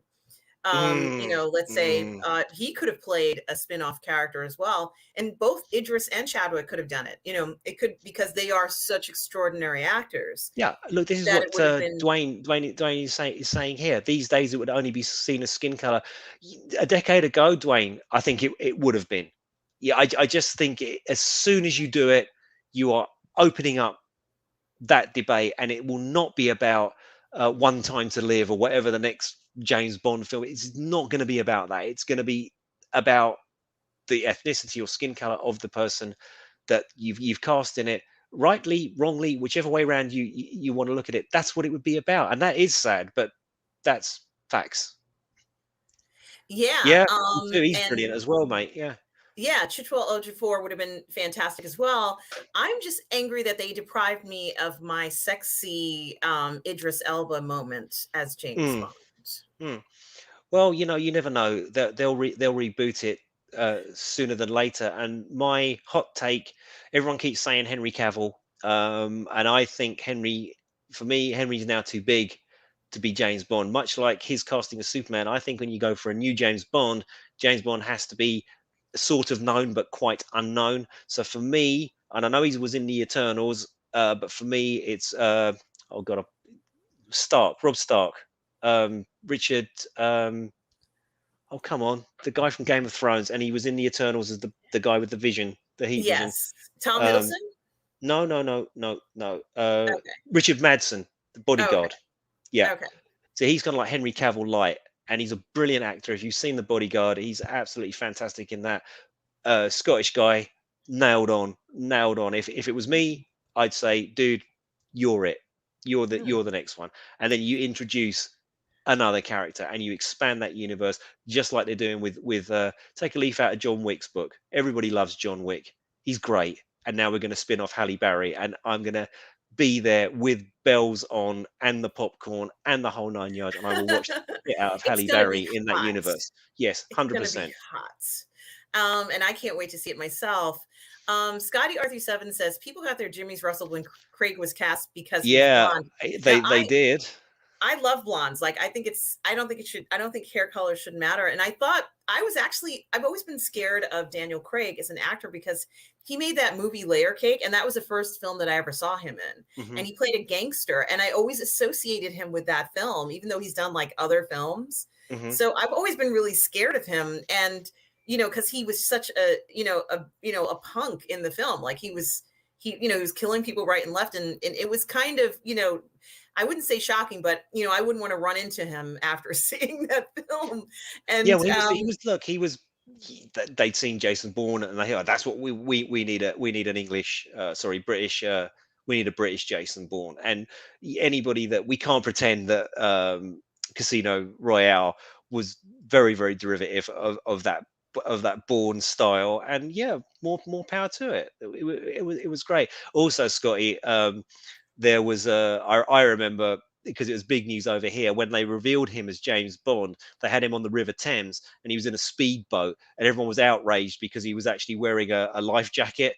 And they're laughing, James Bond wouldn't wear a life. It's just, but even that, okay. To circle back, and the last thing I'll say on this, I guess, and we stay on this topic, is that now if you're going to cast a person of color in that role, if people are bent out of shape about him being blonde, can you imagine? It'd be just headlines. It would be crap, and it would just take everything away from that movie, I think. And Layer yeah. Cake was dope, yes. Oh yeah, it was. And I still like look at that film. I'm still a little shaken by that film. Very shaken after seeing it, so I have to laugh about it because of course I watched it because obviously he was in it. That was one of the reasons why I watched that film. But yeah, I was scared of him after that. And I think I've maybe gotten over it. But for a long time, when I heard he was going to be Bond, when Craig was going to be Bond, I thought, oh my God, he's kind of badass. I had that badass feeling about him from that film. And he was in Tomb Raider, Cradle of Life, and he played a really slimy bad guy. And he played American. He did such a great accent and everything. I had no idea he was English. Much, I think we were talking about this earlier on, weren't we, about Hugh Laurie, and like a lot of people didn't realize that Hugh Laurie was the sort of classic foppish idiot to us guys here in England. We played Prince George in Blackadder. He was Jeeves and right. Wooster, Fry and Laurie, and all that. And he was like this sort of posh twat. And of course, you see him in this like hard ass American doctor, and it's like, and you go, "What? He's English? Yeah."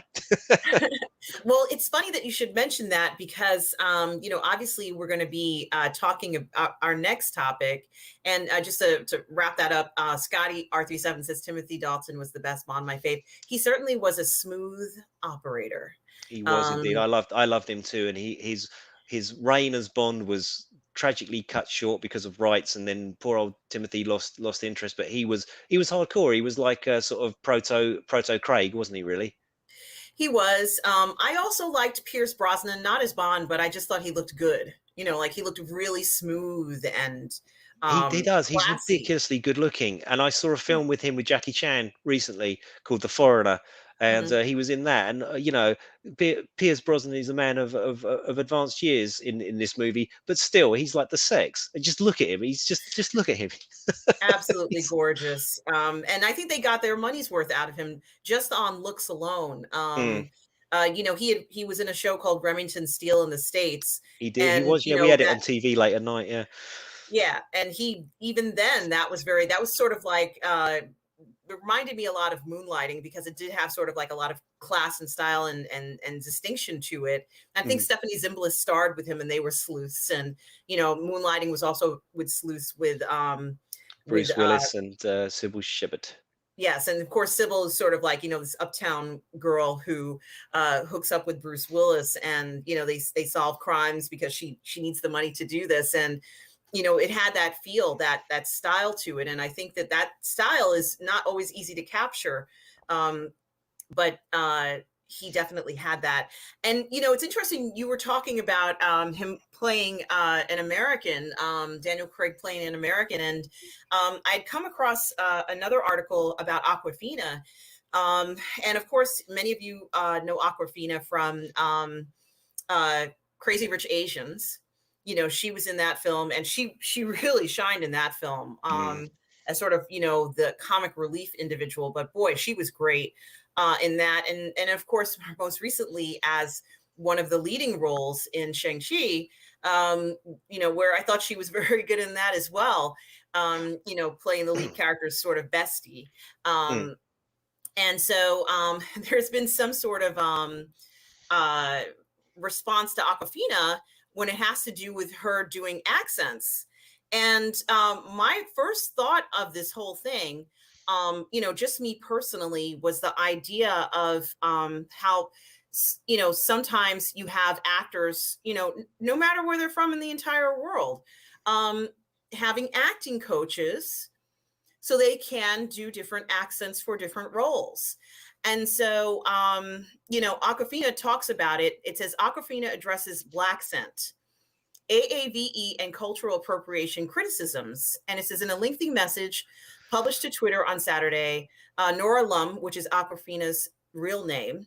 acknowledged the fine line between offensive and pop culture, but claims her use of AAVE never was meant to mock, belittle, or be unkind to Black people. And I have to wonder about this, Russ, because you and I have been talking about this for a while. The idea that even some individuals who see American roles going to people of other, nationalities with different accents. And I have to wonder, it's like, aren't actors trained? Don't they get people to help them learn how to use different accents? I mean, isn't this part of being an actor? Yeah, it's I'd love to have invented this myself, but I heard the critical drinkers say this, and I think it's a non-traversy is what this is. This is like a complete nonsense. It's people getting bent out of shape over over what exactly. That she's a performer, she's an actress. This is what she does, comedian, all of these things. You look at to your point about actors who aren't American being cast as in American roles. You can't have anything, or you can, but one of the most American things ever is Superman. Well, guess what? Henry Cavill's English. All right, Christian Bale's Welsh. He was Batman. It's dumb. I don't know why people are, but and now she's got a. I think didn't read the whole thing. And I saw you know, you had a tweet about 18 feet long, you know, explaining, and I'm a person of color myself, Yeah, and I'm so sorry, and blah blah blah blah blah blah blah. Blah. And it's like, oh, just give her a break. You know, there is no universe that exists where Aquafina goes out and does an accent deliberately. Woke up that morning and goes, right, I'm gonna upset all the African Americans today. It's kind of like, I don't know, it's kind of like getting offended if Tiger Woods sounds like a white guy and plays golf. It's just it's just so stupid. It's just stupid. it is. And, in the past, I've heard, actors criticize British actors for, putting on, let's say, an American accent and taking American roles, whether they be, regardless of their ethnicity, Mm. people not liking that. And my thoughts were, well, aren't there a bunch of American actors who are trying to put on British accents? Like, aren't there? Like, maybe not, but I Okay, just assume they would. to go out of the usual genre stuff we talk about, huge books all over the world. Bridget Jones's diary about this fumbling English girl that, you know, has a relationship and all that. It was Renee Zellweger, American as they come. Lady Lara Croft, Angelina Jolie, American girl. Nobody cared about that. Everyone's going, oh well, no, she's got to be English. You know, look at uh, the best one of all, Charlize from South Africa. Talks like that. They probably grew up talking like that around the farm, and then she got into Hollywood, and then now she's got an American accent, and now then she's in Atomic Blonde, and she's playing an English agent who we find out is an American agent. Actors, that's kind of what they do. That's They're trained to do this stuff. And yeah, I don't know, I think it's daft. Well, I thought that Aquafina's comments were incredibly respectful and uplifting. Like, for here, she says, I think as a group, Asian Americans are still trying to figure out what journey means for them. What is correct and where they don't belong. And though I'm still learning and doing that personal work, I know for sure that I want to spend the rest of my career doing nothing but lifting our communities. We do the first by failing, learning, acknowledging, hearing, and emphasizing. And I will continue tirelessly to do just that. And I think that this was maybe one of the most professional things to say. She's a versatile actress. She can do comedy. She can do drama. Mm. Most recently, action. This woman is really going to go incredibly far in her career. She's already gone very far, but as far as Yeah. I'm concerned, when I saw her performance in Shang-Chi, I was even more impressed with her. And I said, yeah, she can do a dramatic role. Like, she's good. I mean, of course, there was some comic relief in it, but I want to see her in some other things as well, other than Crazy Rich Asians and Shang-Chi. I want to see her in a lot of things. And I'm kind of curious as to whether anybody knows if American actors are mastering English accents, or, like, how far has this gone? Because I was just kind of curious And about look at that. Johnny And Depp in Pirates of the Caribbean. He sounds like he's from East London. yes, and you did mention Renee Zellweger, who did a wonderful job. Is it Renee Zellweger? Yeah. Yeah, it is. Who did a wonderful job in Bridget Stone's Diaries, and there's like 3 films of that. She did a wonderful job. There's the Robert other Downey girl. Jr. and Sherlock Holmes. Yes, and Gwyneth Perfect. Paltrow, Flawless. in Shakespeare in Love, Yeah. where she won her Academy Award, where she had a British accent in that as well. So, I think that it's very interesting. Tom Jr. Jackson says, if the actor has the tools to play the character, then let them. Doesn't matter where they are from. And I really do like that point of view. And I hope, go ahead. If you guys want to talk with a different accent and you want to master it, go ahead and do it. I love to hear British accents. And Except I mine. think they're cool. Well, no, you have a great British accent. So So do you. thank you. And so, I think it's very interesting to think about when we talk about these different things in culture. And, people like to hear different accents too. So we're always going to hear actors doing different roles with different accents. And that's just something we're going to have to get accustomed to, especially on Broadway and in plays, where actors are kind of challenged to do that in person. And it's a different type of performance and intensity. Mm. If you get a role and you're playing someone who's British, you just play that role. You don't question, well, I'm American, should I not be putting on a British accent? in a play or in a musical, that's not anything that would ever come to mind. So, I really liked that, her response to that, and I support her as an actress. 100%. Now, we're at this point of the show, an hour and a half in the show, Russ, where I also wanted to talk about some of the other very amazing entities out there, IPs. And I had kind of wanted to mention this new Reacher series that is on, I think it's on Amazon Prime. And of course, it's Alan Rickton, who's playing Jack Reacher, based on the Lee Child books. He has like 20 books, and Lee Child is he's British. He's a British writer, right? Right, Russ? I Yeah, think he's so. British. And Lee Child wrote these books. Lee Child himself was also in the military, the British military, and he wrote these books. And he has often said himself that, is in particular the first book, about how he was feeling coming back into the civilian world, and how the character Jack Reacher feels when he returns into the civilian world, and dealing with circumstances around him that he feels he has to correct, that has to be made right. And I thought that this version of Jack Reacher, which has been done before by Tom Cruise, and Tom Cruise didn't do a bad job with his Reacher film.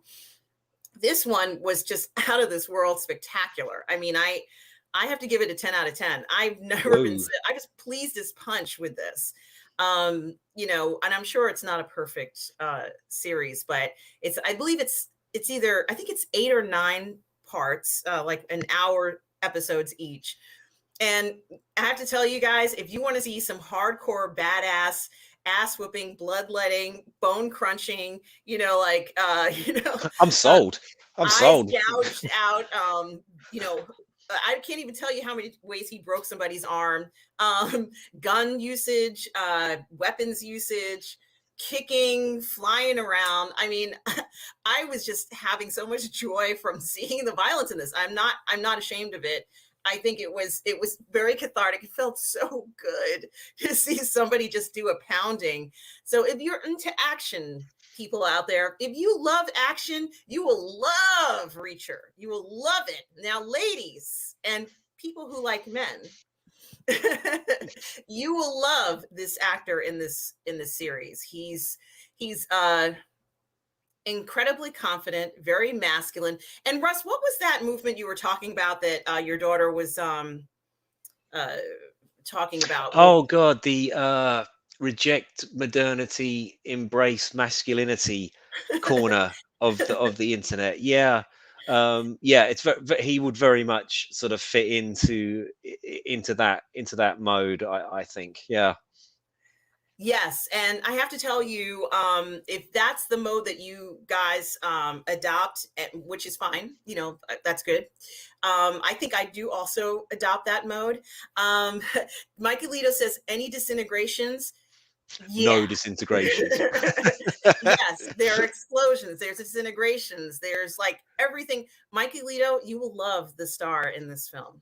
That's all I'm going to say. I love the star in this. So I haven't yet watched Jack Reacher because I've been catching up. I was rewatching The Last Kingdom, which we have here on Netflix in the UK. You can probably get it in the States as well. Again, highly recommended. It's a story about it's kind of like the anti-Vikings, whereas Vikings was from their perspective. Last Kingdom is from the Saxon perspective, where we were getting invaded by the Vikings, and it's about how King Alfred the Great started out and fought back, and it's all around this sort of like minor historical character that called Uhtred of Bebbanburg, and it's completely badass, and it's an awesome show. But next on my list is Jack Reacher, because I love the guy that's in it, because he's in another one of my favorite shows, which is called Titans. So do we want to talk more about Jack Reacher before we talk about Professor? Hey, El Professoro, how are you this morning? I hope you are well. Thanks for joining us for our Sunday brunch. Let's go ahead and talk about Titans, because I love when a character is connected that way from one series to the next. And I can see why he would be in a superhero show, because he almost feels like, I don't know what Lee Childs, actually I do know what Lee Childs looks like, because Mhm. I went online and of course I looked him up, and I got the audio. This is, I'm not going to talk very long on this. I got the Mhm. audiobooks at Audible for the Jack Reacher series. So I was Mhm. listening to the books with my mom, and she stayed awake for the whole thing, which is very unusual. And the other thing I was going to say is, I looked at Lee Childs, and he looks like the man in the lead. They look alike. You know, Wow. he's a blonde like that man, big. I don't know how big Lee Childs is, but you know, like, he looks like this man. And I said, wow, it's very interesting. It's not that important, but I liked it. Um, Just and to say someone, on that, my ex-wife, Sally, she's South African, which is why I can do the accent. I'm surrounded by them a lot of the time for 20 years, right? But she is, yes, Chips, yeah. She's a massive, massive, massive Jack Reacher fan, and of course, she's dead excited when the movie was announced. Then she found out Tom Cruise is going to be in it, and she's like, oh, well, you know, like Jack Reacher is supposed to be this like sort of 6'6", you know, monster, and Tom Cruise, as good as he is, you can't act 6'6" if you're 5'9", right? So she was a little bit disappointed with that. So I texted her. I said, Sal, you've got to watch. You know, this guy is a fucking beast. And he's enormous. He's huge. He's everything that you know that I guess a Jack Reacher fan you know would want out of Jack Reacher. So I'm looking forward to it, man. Really, really want to see this show. I hope it you delivers. will you will love it. You will love Mhm. it. Even there's some scenes where even I'm like, oh my God, you know, like, I keep, my mother's like, well, what happened? And I'm like, he broke this guy's ankle. Like, it's like hard. I can't even verbally say certain things. Um, uh, hey, Gary Worthington, from the UK. Thank you for joining us. And I did also want to mention, and I'm sorry, Russ, I'm going to let you get to your point, and I Sure, no apologize. worries, man. El Profesoro has his own YouTube channel. It's El Profesoro. So, guys, please go ahead and subscribe to El Profesoro. He is the expert on figures and collecting and anything that you want to know in regards to all the IPs we love. So, please go ahead and subscribe to his channel, El Profesoro. Um, okay. And so Russ, you know, a very big fan of Reacher, and you have to let us know if you must let us know what she thinks about the new version. I totally will. Like Sal said, she's going to watch it. I know Okay. she's got Amazon Prime, so I will report back if indeed she watches it by next week's show. You guys will be the first to know. But yeah, Yes. Chips, he is or was in Titans. Now, on a lot of pop culture channels, right?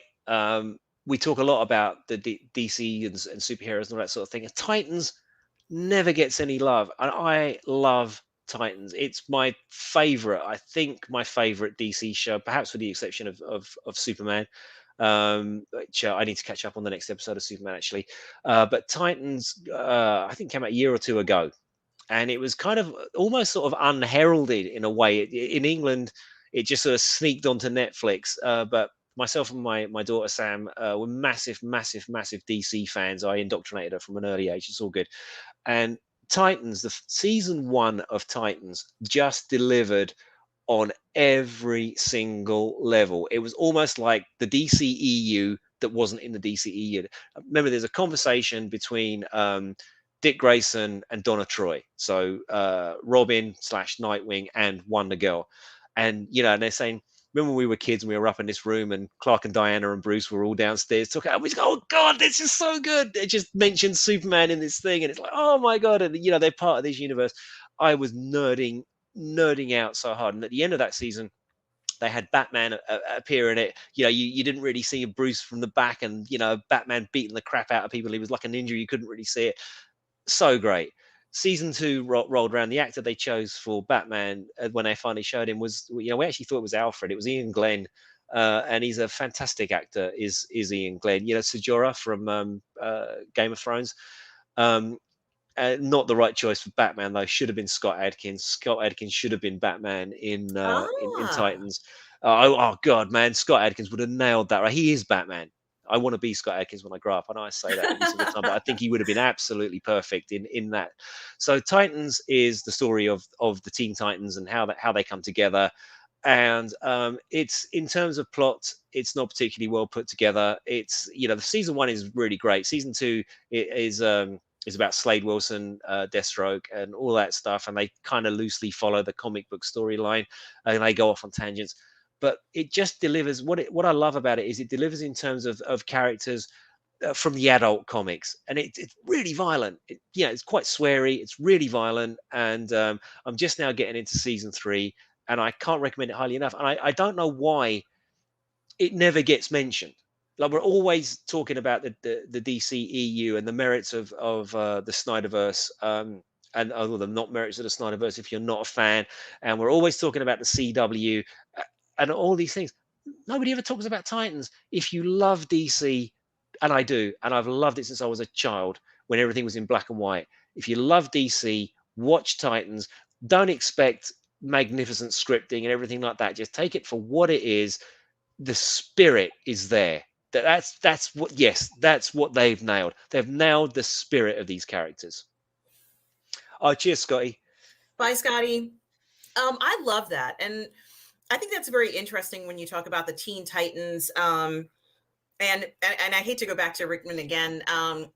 Originally Aquaman, I don't know how Aquaman looked originally in the comics, but I've seen other depictions of Aquaman where he has like light colored hair. Yeah. And I think Rickman might have been a good Aquaman as well. I mean, don't get me wrong. I love Jason Momoa. I love He that was man. Aquaman. Oh, he was in the He story. was in Smallville. Oh. Yeah. Okay. So Aquaman in the comics kind of looks a little bit like Scotty. Actually, he's kind of a short blonde hair, and he had the gold top and the green pants. And they changed him up a little bit. I think in the 90s they made him a little bit more metal, with the long hair and the beard. And certainly that's the vision. I think the long hair and the beard really was popularized in the animated series. Okay, so I'm not sure about the comics which came first, but I certainly remember Aquaman in the comics as having the beard and the metal hair. But he was nothing like Momoa's sort of surfer Aquaman. But Momoa nailed it. I mean, look, you know me. I'm a Zachalite. I'm a diehard Snyderverse person. But yeah. So in Titans, Jack Reacher actor. What's his name again? Sorry, Alan. The actor Jack Alan Reacher. Yeah, he's in Titans, right? And he's playing a part of a superhero duo called Hawk and Dove. And the depictions of Hawk and Dove in Titans is interesting, to say the least. They have they're in a relationship, they're not in a relationship, etc., etc. I don't know how long the latest season has been out. Spoilers, no spoilers. Or what do we say? Spoilers on Titans season 3. Not yet. Okay, all right. I kind of want to keep this show spoiler free, but you and I will do a spoiler version of Titans if you wish. We will deep dive into that. I just want to say hi to the lovely Sherry. How are you, my dear? A good day to you too. And yes, just for this show, and I promise you, Russ, you and I will do a Titans review, and where we can spoil away. Awesome. But anyway, he's in that, and he's brilliant in that, and this is personal, it's subjective opinion. I'm sure they have their I've always thought Hawk and Dove were a little bit lame, but they were not lame in Titans. They were awesome in Titans. Everyone's awesome in Titans. I think it was somebody commented a little bit a while ago, yeah, the violence is awesome, everything in Titans is awesome, stories are a bit crap. I don't care. Yeah, I'm kind of with whoever made that comment. I don't mind that it's a bit yuck. As I said before, it's got so much heart. It's where the creators of that one, they get it. They seem to love they love these characters, and they're not doing them a disservice, and they're not making them act in a way that they wouldn't act. Yeah, Grayson's trying to get out of under the shadow of Batman, and Batman's not quite who he used to be because he's getting on a bit. And please watch it if you love DC. Well, haven't seen Pennyworth, Dwayne. I can't. I haven't heard such a resounding review and recommendation. So, guys, please go ahead and watch that show. I just started to watch Pennyworth, Dwayne Olson, and if you like a period piece, if you like costume dramas, if you like World War II kind of thing, I think Pennyworth is worth watching. I think that it's like it's a few seasons, right, Dwayne? Now go ahead and watch it. I'm starting to watch it, and I'm an Anglophile, so I like anything British, even if it's about Pennyworth. And I'm assuming it's Pennyworth the clown from It, right? No, it's Russ? out. That's Alfred's Bruce Wayne's butler is Alfred Oh, Pennyworth. So so this this is what this this is will about. be, yeah. Okay. Well, then it's definitely worth watching if you like Batman. I don't think that they would do a bad job. I think that it's beautifully done. Just even looking at any kind of costume drama for me, I love. I thought I stopped. I was like, I can't watch this because it's going to be about, Pennyworth from It. But it's not, thank God. So yeah, it looks very, very good. And I tell you what, Dwayne, I'm gonna watch it and I'll come back on the show and talk about whether, how I liked it. And please come back and tell us what you thought about it going forward. Now, Russ, you did mention there are two films that are getting a sequel to, and one of them stars the man that you want to be when you grow up. Yeah, Scott Adkins. Okay, so yeah, again, I can't say enough. He should have been Batman in Titans. He would have been the perfect fit for it. But you and I watched a movie a little while ago, didn't we? Accident Man, which is Yes. based on a comic, which Scott Adkins is a huge nerd, like all of us, and he fought for years to get Accident Man made.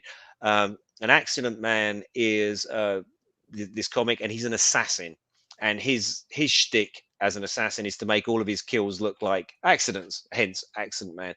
And the first one was absolutely brilliant, and it had I think Scott Adkins is absolutely amazing, but I think the best martial artist acting today on screen is a lady called Amy Johnston, and she's in it as a character called Jane the Ripper. So you can guess what kind of film Accident Man is. And I was hugely excited to see that Accident Man now they've made the sequel that's going to be coming out soon. So I think we talk a lot about how our subversions, how expectations are being subverted by popular IPs, and we talk a lot about how political messaging is put into a lot of our IPs. And what I don't think we talk about enough, actually, are these B-level movies that have none of that, and they just deliver what we want as martial arts fans or action fans, and they deliver it in spades. You've got Scott Adkins, Michael Jai White, are two of the best in the business today. Anything pretty much with those guys in it is worth a watch, except the remake, Michael Jai White's remake of Jean-Claude Van Damme's Sudden Death. That was not so great, but by and large, um, if you're going to watch Michael Jai White, get a film called Blood and Bone. You can watch it on YouTube now for nothing. I would say if you want to watch Michael Jai White or any Scott Adkins movie, please buy it, please rent it, or please subscribe to whatever streaming channel you want, because these films are like water in a desert for fans. And if we go and we start downloading and pirating movies that are, $3 to $6 million budgets, they can't, then they won't be profitable, and these people won't have careers, and we won't get these films. Dolph Lundgren's still at it. John Claude is still at it. To be fair, Steven Seagal's at it, but he normally sitting down these days. And these films they deliver in spades. Yeah, so please do that. But why I was thinking about Scott Adkins was on the back of Accident Man 2. Actually, I saw the other day that Mortal Kombat 2 has just been greenlit. Now, I loved the reboot, I guess, of Mortal Kombat with Lewis Tan in it as Cole, and he was unsure for a while whether that movie was a hit or not, because we don't know, do we? They won't tell us. But the sequel has just been green lit. Now, I'm not a gamer, but I do know that Mortal Kombat is a game, and I know that one of the most popular characters in that game is Johnny Cage, who's this really brash, cocky movie star, and he somehow gets embroiled in the Mortal Kombat tournament. Um, I think Scott Adkins would be perfect as this character Johnny Cage. They're talking a lot about a wrestler called The Miz, but for me, I think, look, I'm going to admit this, and this is really tragic. I actually wrote to Scott Adkins' agent and said, "Dude, if you haven't put Scott up for this role, I don't know what is going on. Please put him forward. I think he would smash it." And I really enjoyed the first Mortal Kombat. I don't know if you saw it. I haven't seen it. No. Oh well. it's an hour and a half well spent, because they did what they couldn't do in the first one, the Paul W.S. Anderson one in the 90s, which they made him make a sort of uh, less violent version. This is really violent. It's really violent. But where it let itself down was, of course, it's an origin story. So Mortal Kombat is essentially a tournament movie, right? Like Bloodsport or Kickboxer or AWOL or something like that. It's not a tournament movie. It's kind of like it's about the gang getting together to prepare for the tournament. So the next one's going to be the tournament, and it should smash it. I really hope it does, because Lewis Tan, um, is a superlative martial artist. The guy is he's so good. And Scott Adkins is a superlative martial artist. Again, so good. I would pay all of the money to watch those guys fight. I'd just love to see it. I'd love to see that fight. It's like an Accident Man, where Scott Adkins fights Michael J. White and Ray Park from Darth Maul, and they have that fight in that room. It's just like it's so awesome. But yeah, that's me enthusing a lot about two things I haven't seen yet, but I'm hugely excited for those.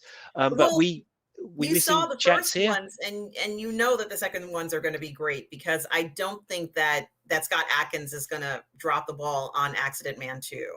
I just don't No, think that's going to happen. I think that he's been in the game long enough, where that Accident Man is famous, for all the action and just being maybe the perfect action film. So we expect nothing less from Accident Man 2. mhm, Um, as well as Mortal Kombat 2, which doesn't really even need an introduction, because everybody's kind of waiting for the second one, aren't they? absolutely. I really hope it delivers, and I really hope they keep up with the hardcore violence, because that's what the fans want. Like you were saying about Jack Reacher, this is hardcore shit, and you loved it. You loved it, right? It was so good. I Mm. loved seeing him slap people around. I'm sorry, I did. I loved it. It was heads and skulls were crushed. People had hands broken. It was just so good. And he was smooth. Like, he deserved this role. I don't think they could have found a more perfect individual to play this. They have the trailer, which is not a surprise, where somebody says, "You're going to kill a bunch of people, aren't you?" And he goes, "I've already started." And it's like, yeah, Yeah, man. we have a few minutes left, Russ, because we can't Okay. go over 2 hours. I know you wanted to talk about Grace Randolph's comments. We have about maybe 3 minutes left. Well, do we want to answer some questions that have popped up, and we can save Grace's comments for another time, or do you want me just to talk briefly about Grace? It's your show, or Well, I'm you have happy to. 3 minutes, because we can't go over 2 hours. Um, so and because we just can't, for technical reasons, for me to be able to actually, we can go as long as we want. I forgot this is a live show. Mm, But I do have an appointment at to keep. okay. So So, we can are there any continue. any questions that we can catch up, and we can talk about Grace another time? She just said the DCEU we should just stop with DC and start again, and that opinion is gathering some traction. I don't agree, but that's a big topic. Well, was this in regards to killing off all the characters, Russ? No, she was talking about the CW verse and the new Batman movie and the groundswell of support for the Snyderverse, but now they're kind of like in a halfway house of not having the Snyderverse, and you've sort of got Jason Momoa and Gal Gadot that are in the Snyderverse but not in the Snyderverse, and Shazam who isn't, and now we've got a new Batman movie coming out, and we've got Superman on the CW, and she's saying, look, this is all just getting a bit too much, and her comment about the Pattinson Batman was, I don't even know if I'm excited for this anymore. It's just all gotten too convoluted, and maybe they should just stop and go, okay, we're going to go from ground zero. Of course they won't, because they've got three Batman movies planned and Aquaman 700 coming out, and all the rest of it. It was an interesting, hot take, if you like. I follow a YouTuber called the Truth 31, who's another Zachalite like myself, and he said, I don't know if I agree or not. He wants the Snyderverse restored as much as, probably more than I do, actually. But it was an interesting thing for her to say, and it did give me pause to think, I never thought you'd replace Christopher Reeves as the ultimate Superman, and yet, and I grew up with Christopher Reeves. This is the first superhero I'd seen, and I loved it. I'm a huge Superman fan, and I it's the times have changed. I prefer Henry Cavill. I think he's perfect. So could they find another Henry Cavill? Yeah, probably. And let's do it. Let's do it right. Yeah, I agree. And it is something to think about. I always get scared when they talk about scrapping, a whole, IP, so to speak, or a lot of an IP and restarting on stuff. And I'm like, that's unnecessary. Just, create something new if you want, but you don't have to scrap well-established characters, as far as I'm Yeah, concerned. I don't think she was saying that we should get rid of Superman, Batman, and all that sort of thing. I think she was more saying that let's draw a line under the CW and the Snyderverse and the Batverse and all that kind of thing, and say, okay, look, we tried this and it didn't quite work, and let's now say, okay, we're gonna have a new Superman, we a new Batman, new this, new that, and just start again, which you can do in comics. For me, no, they can scrap everything. Just give me Justice League 2 and 3, please. Please just do that. Please do that. It's so popular. You can see the numbers. Justice League, Zack Snyder Justice League lived in the DVD top 10 from March to January of the next year. This is what we want. Please, can we not have that? Why can't we have that? And put it on HBO Max. Your subscriptions will go through the roof. You saw them spike as soon as Snyderverse came out. The dip after Wonder Woman 84, and then boom, through the roof. It's what your fans want. Give them what they want, and they will love you for it. I've always thought, if Walt Hamada and those guys came out and said, look, we are all about the fans. We make calls in production meetings because we want to give the fans what we want. Most of the time we get it right. Sometimes we get it wrong. With this, we got it wrong, and I'm happy to announce the restoration of the Snyderverse exclusively on HBO Max. Those guys, people like me who's going, "Arr, I hate you, I hate you, I hate you," we'd be lauding them, carrying them on thrones through the streets and giving them flowers if they gave us what we want. But they seem, again, to go back to that theme, they just seem dead set of going, no, we've got the keys to your kingdom and you can't have it. I don't know why.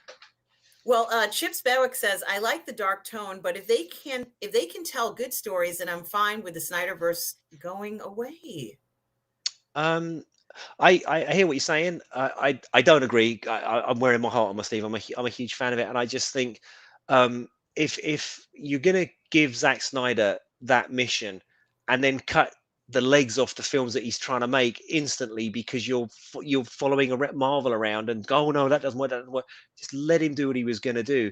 And when you saw the ultimate cut of Batman versus Superman, and then you saw the Zack Snyder's Justice League, and you saw how the arc of that character Superman character was progressing, but it was just snap reaction. No, no, no, course correct, and they really dropped the ball and they ruined it. And fingers crossed, David Zaslav will come in and say what I want him to hear, and millions and millions and millions of other people want you. I think that Restore the Snyderverse and Release the Snyder Cut had billions of impressions. Okay, there's a demand for Yes. it. Yes, it Please did. God, they bring it back. And it's going to continue to have billions of impressions, because I think I was looking at the list of top selling products. When I say products, I mean DVDs. Hmm. And I think that DVD is on there. It's on top 10. Maybe somebody has seen the list. I don't have the list in front of me. It's actually in my phone, but I don't have enough time to pull it up. Hmm. But it's still selling. Yeah. um and I think Chips Bewick makes a good point. If we get a better Wonder Woman, would that do it? And Ooh, controversial, chips. that's maybe the one character that I would agree on, with that. And I What? think that's What? okay. What? What? No, I I love her. just saw She's brilliant. I just saw Gal Gadot in Red Notice, and I reviewed it. And it's on the channel. I did a review with the Cinemike, Mm. and I thought she shined in that film. I thought it was perfect for her. And I hope to see. I think they're going to make a second Red Notice. She was very well. She starred Dwayne Johnson. And I can't remember. They've greenlit two already. They've done that. That's already. It's a huge hit. Drinker What? didn't like it too much. He thought it was a bit generic and didn't rate Gal Gadot's performance at all in that. I've not yet seen it. I would say I don't care about her performance in Red Notice. What I do care about is her performance as Wonder Woman, and in Wonder Woman, the first one, and Batman vs Superman, and Zack Snyder's Justice League. She nailed that character. That I just loved her. That introduction with that music, and boy, but I actually getting goosebumps thinking about that introduction and that music, about how much I loved her. So Chips, don't agree. Yeah, Chips, but it would have been so much better if they'd have just gone with the original runtime and have the film make sense, which it didn't make sense in the theatrical cut. This goes back, Chips, to what I was saying before. If you're going to give Zack Snyder the job and buy into Zack Snyder's vision, and then shit the bed, and then say no, you need to cut 40 minutes out of your operatic opus, which is his style, right? We've seen Justice League, we've seen Watchmen, we know that he's indulgent, and we know he likes slow motion, and his films go on forever. That's what you're buying when you're employing Zack Snyder. If you don't want that, don't give him the job, right? Give it to somebody else. So yeah, I hear what you're saying, Chips, but if only we'd got the ultimate cut. Even the fiercest critics of Batman versus Superman came out and said, well, okay, it's not perfect. I kind of get it now. Yeah, this is a far better movie. Why didn't they do that in the first place? Hindsight. Mm-hmm. Yeah, And Mikey Leo's correct. Yep. Michael Ito says studio interference was the death knell of the DCEU. Snyder influenced the first Wonder Woman and Aquaman as well. And Terrier, hey Terrier, Snyder's final cut of the Justice League is one of the finest superhero movies ever made. I saw it twice in the same day. The first time I saw it, I was blown away. Oh, you are speaking my language, brother. I have to tell you about one personal thing that happened to me watching Zack Snyder's Justice League with Sam. Because my daughter Sam, she's 17 now. We're such nerds, the pair of us. And there's a bit in Zack Snyder's Justice League when they're in the laboratory and Cyborg's dad is there with the guy that's going to be the Atom going forward. And they're looking at these screens are down, and the screens sort of go up, right? And you just get that Hans Zimmer. Doom, doom. That just a little bit of Superman music. And me and Sam just looked at the other pair of us, and we both started welling up because it was so good. Yeah, man. Awesome. Well, I have to say, Russ, I enjoyed today's Yeah. Sunday brunch. It Today was it was awesome. We fantastic. overran a little bit, didn't we, Aram? But it was great fun chatting with the guys that are watching. I really enjoyed that. I kind of hope that we answered the questions satisfactory to their satisfaction. And yeah, it was brilliant. I really loved it. The other thing I wanted to say was the other thing that I wanted to say was I'm looking for this other thing that Tom has was that you mentioned that you wanted to do a show where we talk and talk about the Snyderverse in particular, called Into the Snyderverse, and I still want to do that. Yes. So for those of you who are watching, we plan on doing a show where it's going to be called Into the Snyderverse. So for those Snyderverse fans out there who are watching now, please keep in mind, we are going to deep dive into all the films and all the talk about the Snyderverse. It hasn't gone away and it's not going away. So, there's much more to cover and look forward to. And thank you so much, Chips Bewick. Thank you very much, Tom Jr. Jackson, for modding as always. And thank you to all the guests who came by today to add to the conversation. Russ and I have a lot more to talk about. Our Sunday brunch is coming to an end, but I assure you, we will be back next week. And there's going to be a lot more discussions about the entertainment and pop culture that we all love. Russ, where can people find you? I don't really have much of a presence on social media. I do have a very out of date website at russellwhitfield.com, where you can drop me an email to shout at me about the things that I've said on your show here. Email address is contact@russellwhitfield.com. Excellent. Okay. And you can always find me here on Positive Fandom, my YouTube channel. You can also find me streaming live on Twitch at Positive Fandom, one word.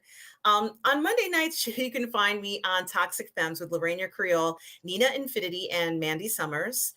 On Wednesdays and Thursdays, you can usually find me on the on the 1/6 Scale Man Network, either on Say What or Uncivilized Scoundrels, streaming with Lael Rockwell and El Profesoro, who was in the chat today.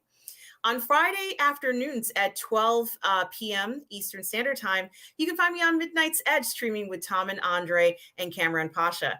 On Friday nights, you can find me on the Burn Network streaming once again with Robert Meyer Burnett on Midnight Meta.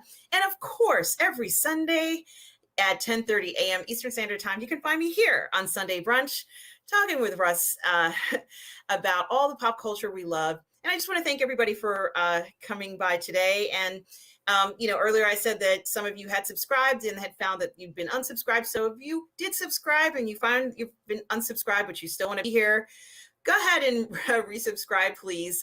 It's a pleasure to have all of you here. And always remember, as you go in your day-to-day life and enjoy entertainment, to always be kind. See you later, guys.